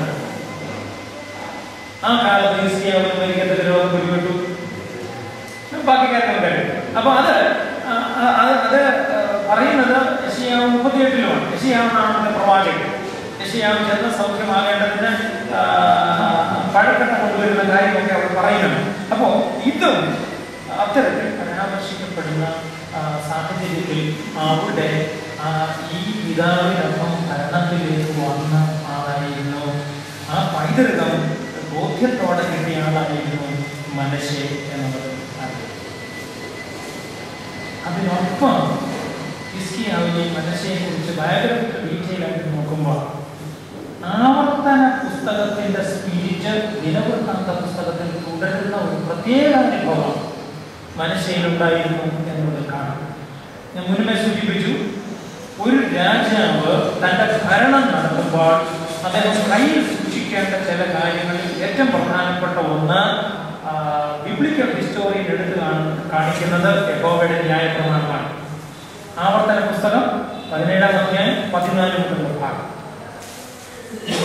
നിങ്ങളുടെ മേൽ ഒരു രാജാവിനെ ആക്കുമ്പോൾ എന്ന് തുടങ്ങിയാണ് ആ ഭാഗം പറയുന്നത്. നിങ്ങളുടെ മേൽ ഒരു രാജാവിനെ ആക്കുമ്പോൾ അയാൾ ആരായിരിക്കണം, എന്ത് ചെയ്യണം, എന്ത് ചെയ്യരുത് എന്നിങ്ങനെ വിശദമായി പറയുന്ന ഭാഗമാണ് ആവർത്തനം 17-14 ഭാഗം. നിന്റെ ദൈവമായ യഹോവ നിനക്ക് തരുന്ന ദേശത്ത് നീ ചെന്ന് അവനെ കൈവശമാക്കി അവരുടെ കുടിപാർത്ത ശേഷം ചുറ്റുമുള്ള സകല ജാതികളെയും പോലെ ഞാൻ ഒരു രാജാവിനെ എന്റെ മേലാക്കുമെന്ന് പറയുമ്പോൾ നീ ആരെയാക്കണം, അയാൾ എങ്ങനെയായിരിക്കണം, അയാൾ എന്ത് ചെയ്യണം, എന്ത് ചെയ്യരുത്. അവൻ മിസ്രയീമിലേക്ക് നീ പോകരുത്. തൻ്റെ ജനത്തിന്റെ മനസ്സ് മാറ്റിക്കളയാൻ ഇടയാകരുത്. അവന്റെയും മനസ്സ് ഇളകി പോകരുത്. നീ മിസ്രയീമിലേക്ക് എന്തുകൊണ്ട് പോകരുത്? ഇനിയും കുതിരയെ വേണമെന്നും പറഞ്ഞ് നീ ശേഖരിക്കാൻ മിസ്രയീമിലേക്ക് പോകരുത്. പക്ഷെ നമ്മൾ വിടുതല പിന്നെയും ശേഖരിക്കാൻ പോകാതിരിക്കുകയാണ്. നിന്റെ ജനത്തിന്റെയും നിന്റെയും ഹൃദയം മറിഞ്ഞു പോകാതിരിക്കേണ്ടതിന് അനേകം ഭാര്യമാരെ നീ എടുക്കരുത്. അതും പ്രത്യേകിച്ച് അവർ പറഞ്ഞിരിക്കുകയാണ്. നിന്റെ സഹോദരങ്ങളെ നിനക്ക് കീഴാക്കി വെക്കരുത്. അങ്ങനെ തുടങ്ങിയുള്ള പ്രത്യേക കൽപ്പനകൾ രാജാക്കന്മാരോടുള്ള ഡസൻ കാര്യങ്ങൾ പറഞ്ഞിരിക്കുന്ന ഭാഗമാണത്. ആവർത്തനം 17-14 ഭാഗം. ഒരു പക്ഷേ നോക്കി അന്നത്തെ രാജാക്കന്മാരുടെ ഇവിടെ വിലക്കിയിരിക്കുന്നത് കൊണ്ടുള്ള അവരുടെ ഓട്ടം കണ്ടിട്ടാകണം ഈ വാദം പ്രത്യേകിച്ച് എഴുതി വെച്ചതാണ്. ഇപ്പോഴത്തെ രാജാക്കന്മാര് ഈ കുതിരയെ വാങ്ങിക്കാനും പിന്നെ ഹാരം വലുതാക്കാനും ഇവിടെ അടുക്കള വലുതാക്കുന്ന പോലെ ഹാരം അന്തപ്പുരം വലുതാക്കാനും ഒക്കെ രാജാക്കന്മാർ ഒട്ടി നടക്കുന്ന ഒരു കാലഘട്ടത്തിലായിരിക്കണം ഇത് റെക്കോർഡ് ചെയ്തത്. This might be an oral tradition earlier, but this was recorded afterwards only. ആ ടെക്സ്റ്റ് വായിക്കുമ്പോൾ നമുക്ക് തോന്നുന്ന ഒരു കാര്യം ആകട്ടെ. അപ്പോൾ ആവർത്തന ചരിത്രകാരൻ പറയുന്ന ഈ ന്യായപ്രമാണത്തോടുള്ള ബന്ധം അതിൽ രാജാക്കന്മാർ നിലകൊള്ളണം എന്നുള്ള സ്പിരിറ്റ് ഉൾക്കൊണ്ടുകൊണ്ട് ഹിസ്കിയാവ് പ്രവർത്തിച്ചത് കണ്ട് വളർന്ന പൈതൃകത്തിൽ തന്നെ സൂക്ഷിച്ച ഒരാളായിട്ടാകണം മനശ്ശയെ കുറിച്ച് പറയുന്നത്. ഇനി അദ്ദേഹത്തിന്റെ ബയോഗ്രഫിക്കൽ ഡീറ്റെയിൽ വിട്ട് അദ്ദേഹത്തിന്റെ ഭരണത്തിലേക്ക് വന്നാൽ 12-ാം വയസ്സ് മുതൽ ഏകദേശം 55 വർഷക്കാലം ഭരണം നടത്തിയെന്നത് പറയുന്നു. അത് പറയുമ്പോൾ ഏകദേശം 700 മുതൽ 650 BC വരെ 700 BC മുതൽ 650 BC വരെ ഭരണം നടത്തി എന്നും അദ്ദേഹത്തെ കുറിച്ച് കാണാവുന്നതാണ്. അദ്ദേഹത്തിന്റെ ഭരണം യഹോശാഫാത്തിനോടും ഹിസ്കിയാവിനോടും യോശിയായോടും ചേർത്ത് പറയാവുന്ന തരത്തിൽ അത്രയ്ക്ക് ഉന്നതമായിട്ടാണ് ദിനവൃത്താന്ത ചരിത്രകാരൻ എഴുതിയിരിക്കുന്നത്. അതിന് ബഹുമാനത്തോടെ തന്നെയാണ് കാണുന്നത്. ഞാൻ ഭരണ ഡീറ്റെയിൽസ് വിടുക. മൂന്നാമത്തെ കാര്യത്തിലേക്ക് വരാം. പരാജയങ്ങളും തോൽവികളും. അത് വേദഭാഗം നോക്കി പെട്ടെന്ന് നമുക്ക് മനസ്സിലാക്കാവുന്നതാണ്. 21-ാമത്തെ അധ്യായം 2 രാജാക്കന്മാർ അവിടെ വായിച്ചാൽ അദ്ദേഹം he was adding sins over sins in an ascending order. The sins of Manasseh are being recorded. അദ്ദേഹത്തിന്റെ ജീവിത പരാജയങ്ങൾ ഞാൻ മുന്നേ ബേസിക് ടെക്സ്റ്റ് ആയിട്ട് പറഞ്ഞ 2 രാജാക്കന്മാർ 21-ലെ കാര്യമാണ്. ആ ഭാഗം ഇങ്ങനെയാണ് തുടങ്ങുന്നത്. തുടർന്ന് പുരോഗമിക്കുന്നത് ഇങ്ങനെയാണ്. അതിലെ ചില വാക്കുകൾ മാത്രം ഞാൻ എടുത്തു വായിക്കും. മനശ്ശെ വായിച്ചു തുടങ്ങിയപ്പോൾ അദ്ദേഹത്തിന്റെ ഡീറ്റെയിൽസ് ആണ് പറയുന്നത്. ഇത് ആവർത്തന ചരിത്രകാരന്റെ എഴുത്താണ്. അദ്ദേഹം 55 സംവത്സരം യെരൂശലേമിലുമാണ്. 1-ാം വാക്യം. 2-ാം വാക്യം, അവൻ യഹോവയ്ക്ക് അനിഷ്ടമായത് തന്റെ മ്ലേച്ഛതകൾ കൊണ്ട് ചെയ്തു. 3-ാം വാക്യം, ഒരു പൂജാരീതികളെ വീണ്ടും പണിതു. അവൻ സർവസൈന്യത്തിലെയും ആകാശത്തിലെ സർവസൈന്യത്തെയും അവൻ നമസ്കരിച്ചു. അത് അന്നത്തെ ഒരു പ്രത്യേക രീതിയായിരുന്നു. 4-ാം വാക്യം, യഹോവയുടെ ആലയത്തിലും അവൻ വേറെ ബലിപീഠങ്ങൾ പണിത് അവിടെ ആരാധന സമർപ്പിച്ചു. പിന്നെ മക്കളെ അഗ്നിപ്രവേശം ചെയ്യിച്ചു, മുഖൂർത്തം നോക്കി അഭിചാരം ചെയ്തു. അവൻ യഹോവയെ കോപിപ്പിക്കാൻ തക്കവണ്ണം അനിഷ്ടമായി ചെയ്തു. 6-ാമത്തെ വാക്യം. 7-ാം വാക്യം, അവൻ ശലോമോനോടും ദാവീദിനോടും യഹോവ അരുളി ചെയ്ത ആലയത്തിനും വിരോധമായിട്ട് അവൻ പ്രവർത്തിച്ചു. അങ്ങനെ തുടർന്ന് താഴോട്ട് വരുമ്പോൾ അവൻ യഹോവയുടെ കൽപ്പന കേട്ട് അനുസരിക്കുന്നത് നിർത്തി. മനശ്ശെ ജനത്തെയും തെറ്റിച്ചു കളഞ്ഞു. അധികം ദോഷമായ മ്ലേച്ഛത നിമിത്തം ജനത്തിന്റെ മനസ്സ് മാറ്റി യഹോവയിൽ നിന്ന് അകറ്റി കളഞ്ഞു. Just like Ahab Jezebel. അങ്ങനെ അവൻ മുഴുവൻ കുഴപ്പത്തിലേക്ക് പോയി എന്ന് തന്റെ പരാജയവും യഹോവയുടെ ശിക്ഷയെക്കുറിച്ചും പറയുന്നുണ്ട്.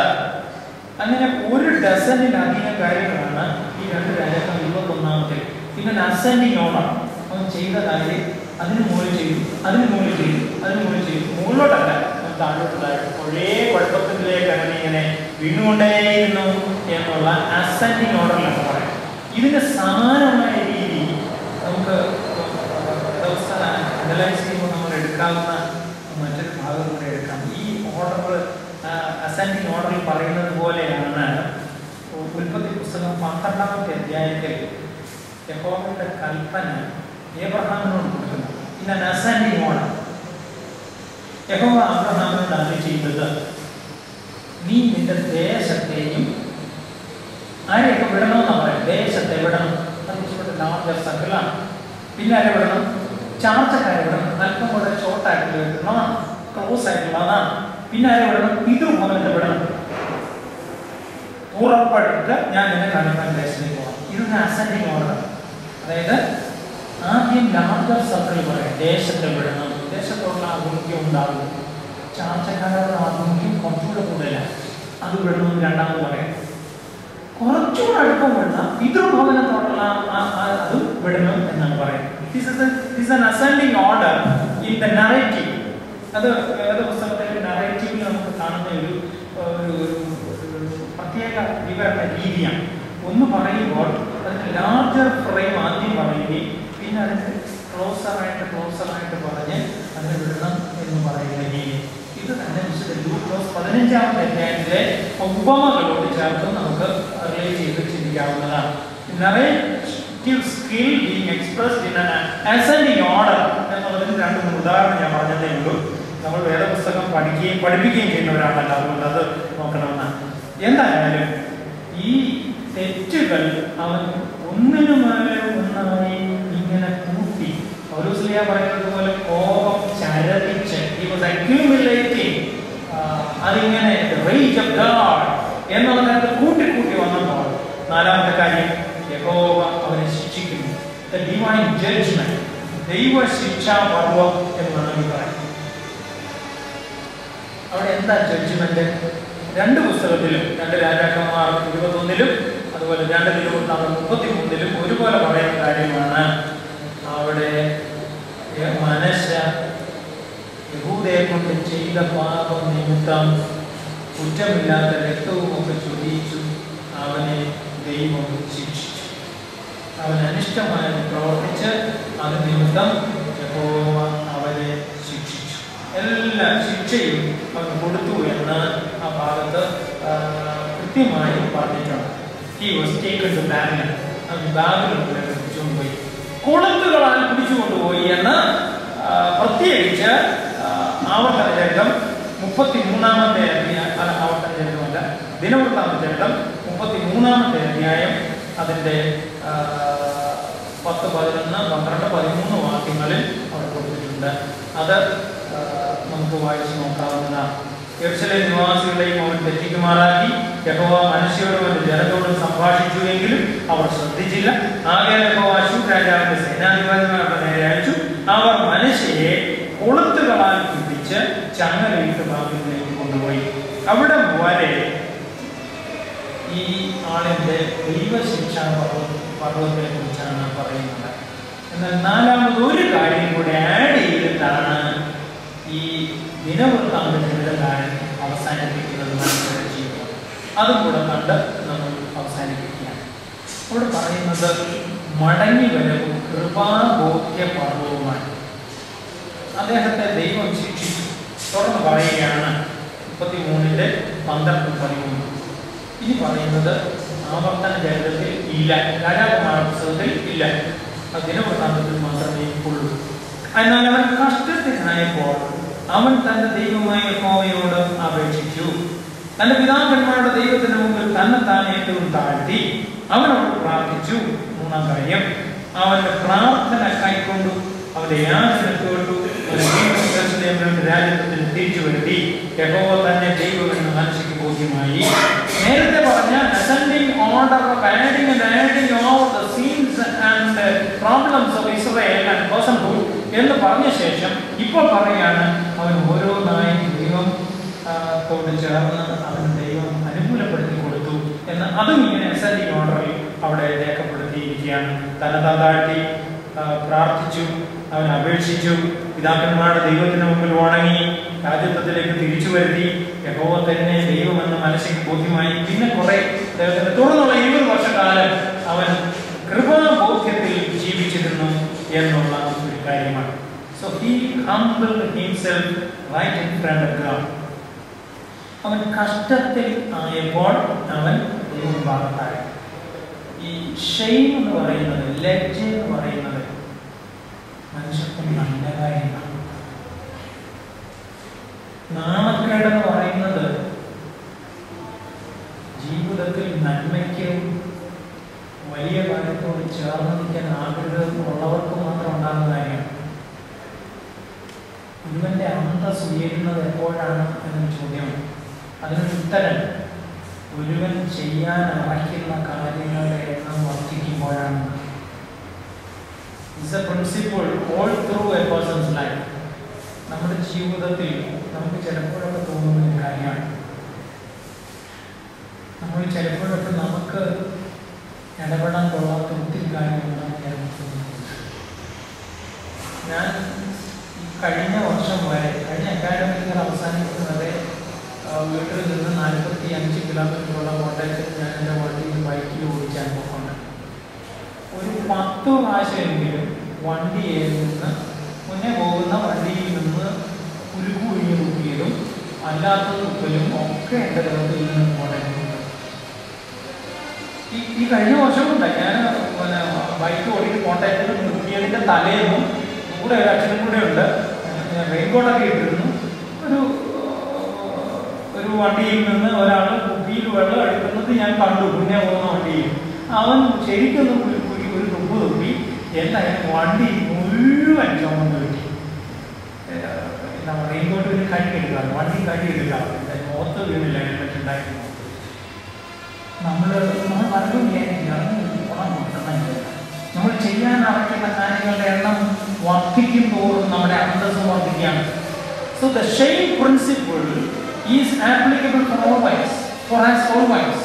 അതായത് നമ്മുടെ ജീവിതത്തിൽ മനുഷ്യക്കെന്നോണം തൻ്റെ ജീവിതത്തിൽ വരുന്ന ഒരു ദൈവശിക്ഷയോ മറ്റെന്തോ അത് നമുക്ക് നന്മയ്ക്കായിട്ട് ഭവിക്കുന്നത് നന്മയോട് ആഗ്രഹമുള്ള ആളുകൾക്ക് മാത്രമേ ഉള്ളൂ. അവർക്ക് മാത്രമേ ഷെയിം എന്ന് പറയുന്നതുള്ളൂ. ഷെയിം ലജ്ജയായി ചില കാര്യങ്ങൾ തോന്നണമെങ്കിൽ നമുക്ക് നന്മയുടെ ഒരു പ്രമാണം ഉള്ളിലുണ്ടാകണം എന്നുള്ളതാണ്. ചെറുപ്പമല്ല, ഒരു കൂസലില്ല. എന്ത് ജനം അറിഞ്ഞാലും എന്ത് സാധ്യത ഉണ്ടായാലും ഒരു കൂസലില്ലാത്തൊരു വാക്കുണ്ട്. നമ്മളിപ്പോൾ അങ്ങനെ വന്നുകൊണ്ടിരിക്കുകയാണെന്നാണ് ഒരു വിമർശനം. ഒരു കൂസലില്ലാത്ത വാക്കായിട്ട് വന്നിരിക്കുന്നു എന്ന് നമ്മൾ അറപ്പും അറിയിക്കുന്നു എന്നുള്ള തരത്തിൽ. അപ്പൊ എന്തായാലും മനുഷ്യ ജീവിതത്തിൽ അയാൾക്ക് പറ്റിയ നാണക്കേട് കൊളുത്തുകളാൽ പിടിച്ചുകൊണ്ട് പോകപ്പെട്ടത് അയാൾക്ക് ദൈവത്തിന്റെ ശിക്ഷയെന്ന് കരുതുന്നതിലും ഒരു ശിക്ഷണമായി എടുത്തുകൊണ്ട് രൂപാന്തരപ്പെടുവാൻ ഇടയായി എന്നുള്ളതാണ്. ഇതിന് സമാനമാണ് 17ാം നൂറ്റാണ്ടിലാണ് ഈ മെഡിക്കൽ സർട്ടിഫിക്കറ്റ് ഇഷ്യൂ ചെയ്യാൻ തുടങ്ങിയത്. 17ാം നൂറ്റാണ്ട് മുതലാണ് നമ്മൾ വായിച്ചത്. ഇന്ന് മെഡിക്കൽ സർട്ടിഫിക്കറ്റ് ഇഷ്യൂ ചെയ്യുന്നതിന് പല കാര്യങ്ങളാണ്. പക്ഷെ അത് ഇഷ്യൂ ചെയ്യാനായിട്ടുള്ള പ്രധാനപ്പെട്ട റീസൺ ഇന്നത്തെ കാരണമല്ല. ഒരുവനെ കുറ്റവാളിയായിട്ട് പിടിച്ചുകൊണ്ട് പോയാൽ അവന് മെഡിക്കൽ സർട്ടിഫിക്കറ്റ് എടുക്കും. ഇപ്പോഴാണെങ്കിലും ഒരാളെ ചോദ്യം ചെയ്യുന്നതിന് വേണ്ടി പോലീസിന്റെ കയ്യിൽ കിട്ടിയാൽ ഉടനെ തന്നെ അയാളുടെ ശരീര പരിശോധനയും മെഡിക്കൽ റിപ്പോർട്ടും എടുക്കും. അയാൾക്ക് ആരോഗ്യമുണ്ടോ എന്നൊക്കെ. ഇന്ന് അത് വേറെ ഉദ്ദേശത്തോടു കൂടിയാണ്. പോലീസ് ഇടിച്ചിട്ടല്ല ഉണ്ടായിരുന്ന അവരുടെ സേഫ്റ്റിക്ക് വേണ്ടി കൂടിയാണ്. എന്നാൽ അന്ന് മെഡിക്കൽ സർട്ടിഫിക്കറ്റ് ഇഷ്യൂ ചെയ്തിരുന്ന ഒറ്റ കാരണം മാത്രമേ ഇവൻ ആരോഗ്യമുള്ള പുരുഷനാണോ ഇല്ലെന്ന് അറിയാം. ആരോഗ്യമുള്ള പുരുഷനെ മാത്രമേ 3ാം മുറ ഉപയോഗിച്ച് നിയമിച്ചാൽ കൃത്യമായ മൊഴി കിട്ടത്തുള്ളൂ. ആരോഗ്യമില്ലാത്തവരെ വിളിച്ചാൽ മുന്നേ വിളിക്കുന്നത് പോലെ തന്നെ പിന്നെ വിളിക്കും. പക്ഷെ ആരോഗ്യമുള്ളവരെ ഈ മൊഴി കിട്ടാൻ വേണ്ടി വിളിച്ചാൽ കൃത്യമായ മൊഴി കിട്ടും. അപ്പൊ ആരോഗ്യം ഇല്ലാത്തവരെ അവർ ഇരിക്കൂല, 3ാം മുറ പ്രയോഗിക്കില്ല. അപ്പൊ മരിച്ചു പോകുന്നതുകൊണ്ടല്ല, മെഡിക്കൽ റിപ്പോർട്ട് പറയുന്നു ഇവരിൽ നിന്ന് കൃത്യമായ മൊഴി കിട്ടൂല എന്ന്. Shame works for us and for മനുഷ്യ too. ഈ ലജ്ജ ഇയാൾക്ക് വന്നത് അയാൾ അഭിമാനമുള്ളവരായതുകൊണ്ട് നല്ലതാകാൻ ആഗ്രഹിച്ചു എന്നുള്ളതാണ്. ആരോഗ്യമുള്ളവരിൽ നിന്ന് കൃത്യമൊഴി കിട്ടുന്നു എന്നുള്ളത് സാമ്യം. എന്തായാലും ഈ ജീവിതത്തിൽ മനുഷ്യക്ക് വളരെ വലിയ കൃപാബോധ്യത്തിലേക്ക് വരുന്നതിനുള്ള മടങ്ങി വരവ് അദ്ദേഹത്തിനുണ്ടായി എന്ന് അവിടെ കാണുകയാണ്. അസീറിയയുടെ റെക്കോർഡ് അനുസരിച്ച് സെക്കുലർ ഹിസ്റ്ററി യഹൂദിയെ കീഴടക്കിയ അസീറിയ രാജാവ് സൻഹരിബൻ അത് കൃത്യമായിട്ടുണ്ട്. യെരുശലേമിനെ ഒഴിച്ച് ബാക്കി എല്ലാ സ്ഥലവും വെയ്സൽ രാജ്യങ്ങളാക്കി പ്രഖ്യാപിച്ചുകൊണ്ട് ഫെലിസ്ത്യ രാജാക്കന്മാരുടെ കീഴിലാക്കിയെന്ന് അസീറിയൻ റെക്കോർഡുണ്ട്. അഷ്ദോദിന്റെയും എക്രോന്റെയും ഗസയുടെയും ഒക്കെ കീഴിലാക്കി യെരുശലേമിനെ അതാത് കാലങ്ങളിലാക്കി വെച്ചിരിക്കുന്നുവെന്ന് അസീറിയൻ റെക്കോർഡ്. അങ്ങനെയുള്ളപ്പോൾ ഈ ഹെസക്കിയായുടെയും അല്ലെങ്കിൽ ജോഷിയായുടെയും ഒക്കെ നവീകരണങ്ങളും അതുപോലെ മനശ്ശെയുടെ മടങ്ങി വരവും അസീറിയൻ റെക്കോർഡിൽ രേഖപ്പെടുത്തിയിട്ടാണ്. അവിടെ പറയുന്നത് അവൻ അസീറിയയോട് രാജ്യത്തോട് മത്സരിച്ച് എന്തോ ദൈവത്തിന്റെ പേര് പറഞ്ഞ് അവൻ നമുക്കിതരെതിരായി പ്രവർത്തിച്ചു. രാജ്യത്ത് അവൻ ഉയർച്ചയുണ്ടാക്കിയെങ്കിലും നമ്മുടെ രാജ്യത്തോട് അവൻ മത്സരിച്ചു. നമുക്ക് അവരെ കീഴ്പ്പെടുത്താനായില്ല എന്നാണ് അസീറിയൻ റെക്കോർഡ് പറയുന്നത്. എന്തായാലും മനശ്ശെയുടെ മടങ്ങി വരവ്, അനുതാപം, ദുഃഖം, മാനസാന്തരം, കൃപ, രക്ഷ എന്നീ പുതിയ നിയമ പ്രമാണങ്ങളോട് ചേർത്ത് ചിന്തിക്കാവുന്നതാണ്. അതുകൊണ്ട് എഴുതുന്നവർ 2-3 വേദഭാഗങ്ങളും കൂടെ എഴുതി വെക്കുന്നത് നല്ലതാണ്. അദ്ദേഹത്തിനോട് ചേർത്ത് ചിന്തിക്കാനായിട്ട് വിശുദ്ധ മത്തായി ശ്ലീഹ 3:8 അനുതാപത്തിന് യോഗ്യമായ ഫലം എന്നുള്ള കാര്യം, അനുതാപ ദുഃഖത്തെ കുറിച്ച് പറയുന്ന പൗലോസിന്റെ വാക്കുകൾ 2 കൊരിന്ത്യർ 7-9-10 വാക്യങ്ങൾ, 1 Peter 3:18 and Philippians 1:6. എന്തായാലും ദൈവത്തിന്റെ പക്ഷത്തേക്ക് ഈ മനുഷ്യൻ മടങ്ങി. ദൈവം തന്റെ യൗവനക്കാരിൽ, യഹോവയുടെ യൗവനക്കാരിൽ പ്രീതിപ്പെടുന്നില്ല. കാരണം അവർ തെറ്റിലേക്ക് പോയി എന്നുള്ളത് കൊണ്ട് അവരിൽ പ്രീതിപ്പെടുന്നില്ല എന്നാണ് യെശയ്യാവിന്റെ 9-ാം അധ്യായം പറയുന്നത്. അതിന്റെ 17-ാമത്തെ. എന്നാൽ വിശുദ്ധ മർക്കോസിന്റെ സുവിശേഷം 10-ാം അധ്യായം 21-ാമത്തെ വാക്യത്തിൽ നമ്മൾ വായിക്കുന്നുണ്ട്, ഒരു യൗവനക്കാരൻ യേശുവിന്റെ അടുക്കലേക്ക് വന്ന് ഞാൻ കിങ്ഡം ഓഫ് ഗോഡ് എന്ന് ചോദിക്കുമ്പോൾ യേശു അവരോട് 7ഓളം കൽപ്പനകൾ പറയുന്ന കാര്യമൊക്കെ പറയുന്നുണ്ട് 10-ാമത്തെ അധ്യായം മാർക്കോസ്. ഇതെല്ലാം കഴിഞ്ഞിട്ടും അയാള് മനസ്സാന്തരപ്പെടാറുണ്ട്. അപ്പോൾ യേശുവിനെ കുറിച്ച് അവിടെ ചേർത്തിരിക്കുകയാണ്. Jesus looked at him. 10:21 in the same gospel. Jesus looked at him and loved him. യേശു അവനെ നോക്കി, അവനെ സ്നേഹിച്ചു.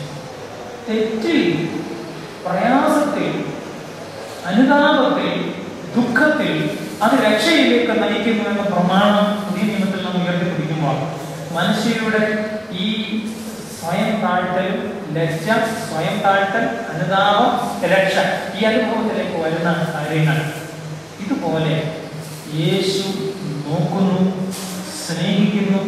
പതിതനെ മാത്രമല്ല, ദുഃഖിതനെ മാത്രമല്ല, തെറ്റ് ചെയ്തവരെയും യേശു നോക്കി സ്നേഹിക്കുന്നു എന്ന പ്രമാണം നമുക്ക് അതിനെക്കുറിച്ച് ചിന്തിക്കേണ്ടതാണ്. എന്തായാലും മനശ്ശെയെ കുറിച്ച് പറയുന്ന ദിനവൃത്താന്ത ചരിതകാരന്റെ അവതരണം ഒരു ഇസ്രായേൽ അല്ലെങ്കിൽ യഹൂദ്യ രാജാവിന്റെ ജീവിതത്തിൽ എത്രമാത്രം മാനസാന്തരം രാജ്യത്തിനും വ്യക്തിക്കും ജനത്തിനും ദൈവാനുഭവത്തിനും ഒക്കെ സഹായകമായി എന്ന് കാണുന്നത് പോലെ ജീവിതത്തിൽ ദൈവം സ്നേഹിക്കുന്നു എന്നും ദൈവം കരുതുന്നു എന്നും ദുഃഖിത സാഹചര്യത്തിൽ മാത്രമല്ല, പാപാവസ്ഥയിലും കഠിനമായ രോഗങ്ങളിൽ മാത്രമല്ല, കഠിനമായ പാപങ്ങളിലും ദൈവം മനുഷ്യനിലേക്ക് നോക്കുന്നു, അവനെ സ്നേഹിക്കുന്നു എന്ന തിരിച്ചറിവിന് വേണ്ടിയാണ്, ആ ബോധ്യം നൽകുന്നതിന് വേണ്ടിയാണ് ദിനവൃത്താന്ത ചരിതകാരൻ ആവർത്തന ചരിതകാരനിൽ നിന്നും വ്യത്യസ്തമായി തന്റെ ചരിത്ര രചന മുന്നോട്ട് കൊണ്ടുപോകുന്നത് എന്നുള്ളത് നാം ഓർക്കണം. ദൈവം നമ്മെ അനുഗ്രഹിക്കട്ടെ. കുറേ കാര്യങ്ങൾ ഓട്ടപ്രദർശനത്തിലൂടെ പറയാൻ ശ്രമിച്ചു. നിങ്ങൾക്ക് എന്തെങ്കിലും സപ്ലിമെന്റ് ചെയ്യാനുണ്ടെങ്കിൽ സപ്ലിമെന്റ് ചെയ്യാം. ചോദിച്ചതിന് വിഷമിക്കില്ല എന്ന് ആഗ്രഹിക്കുകയാണ്. ഈ സമയം എനിക്ക് തന്നതിന് പ്രത്യേകമായ സന്തോഷമുണ്ട്. പ്രത്യേക സാന്നിധ്യത്തിലും താല്പര്യത്തിലും പ്രത്യേക അറിയിക്കുന്നു. വലിയ നിർവാചകന്മാരുടെയും കോർപ്പസ് പ്രൊഫൈലുകളുടെയും സാന്നിധ്യത്തെ മാനിക്കുന്നു. വലിയ സഹോദരങ്ങൾ സെമിനാരിയെ തുറന്നു നോക്കി പ്രാർത്ഥിക്കണം. സെമിനാരിയിലെ ജേക്കബ് കുര്യനച്ചൻ അതിൻ്റെ പ്രവർത്തനങ്ങളുമായി മുഴുവൻ സമയം കോട്ടയത്ത് അവൈലബിൾ ആക്കിക്കൊണ്ട് മുന്നോട്ട് പോകുന്നു. സെമിനാരി ഓർമ്മ പ്രാർത്ഥിക്കണം. അതിനായ ജയം ജോർജന് ഉചിതമായ ഒരു യാത്രയയപ്പ് കൊടുത്തിട്ട് തുടർന്നും അദ്ദേഹത്തിൻ്റെ സമയങ്ങൾ സെമിനാരിക്കും സഭയ്ക്കും പ്രയോജനപ്പെടുത്തിക്കൊണ്ടിരിക്കണമെന്ന് തീരുമാനിച്ചു പാവായുടെ അധ്യക്ഷതയിൽ പറയുന്നത്. അതനുസരിച്ച് അദ്ദേഹത്തിന് ഈ വരുന്ന 11-ാം തീയതി ശനിയാഴ്ച വൈകിട്ട് 3 മണി മുതൽ 5 മണി വരെയുള്ള സമയത്ത് ഈ യാത്രയിൽ കൊടുക്കാനായി തീരുമാനിച്ചിട്ടുണ്ട്. അത് ഔദ്യോഗികമായി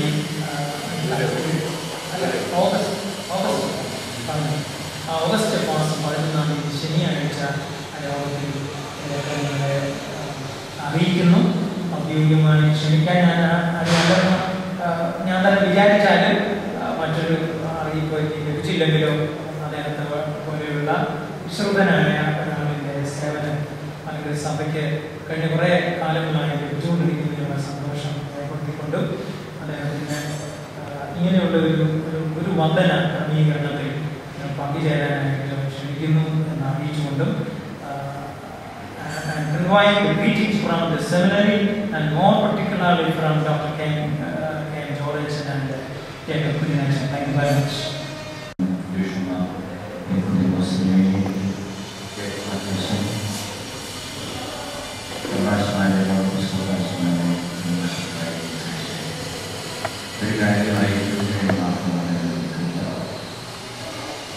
ഇപ്പോൾ ഇവിടെ വലിയ മീറ്റിംഗ് പ്രദാസനത്തിനെ കൊണ്ടിരിക്കുന്നു.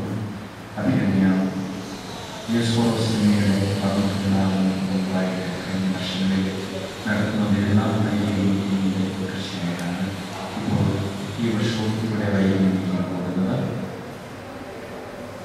ഡെഫിനി ആശ്രമത്തിൽ കവറടങ്ങിയിരിക്കുന്ന പിതാക്കന്മാരുടെ ഓർമ്മ പെരുന്നാൾ അലക്സിയോസ് മാർ തെവോദോസുസുമയുടെയും യോഹാനൻ മാർ അഥാനാസുസുമയുടെയും സംയുക്ത ഓർമ്മ പെരുന്നാൾ ഓഗസ്റ്റ് 5-6 തീയതികളിലാണ് നടത്തപ്പെടുന്നത്.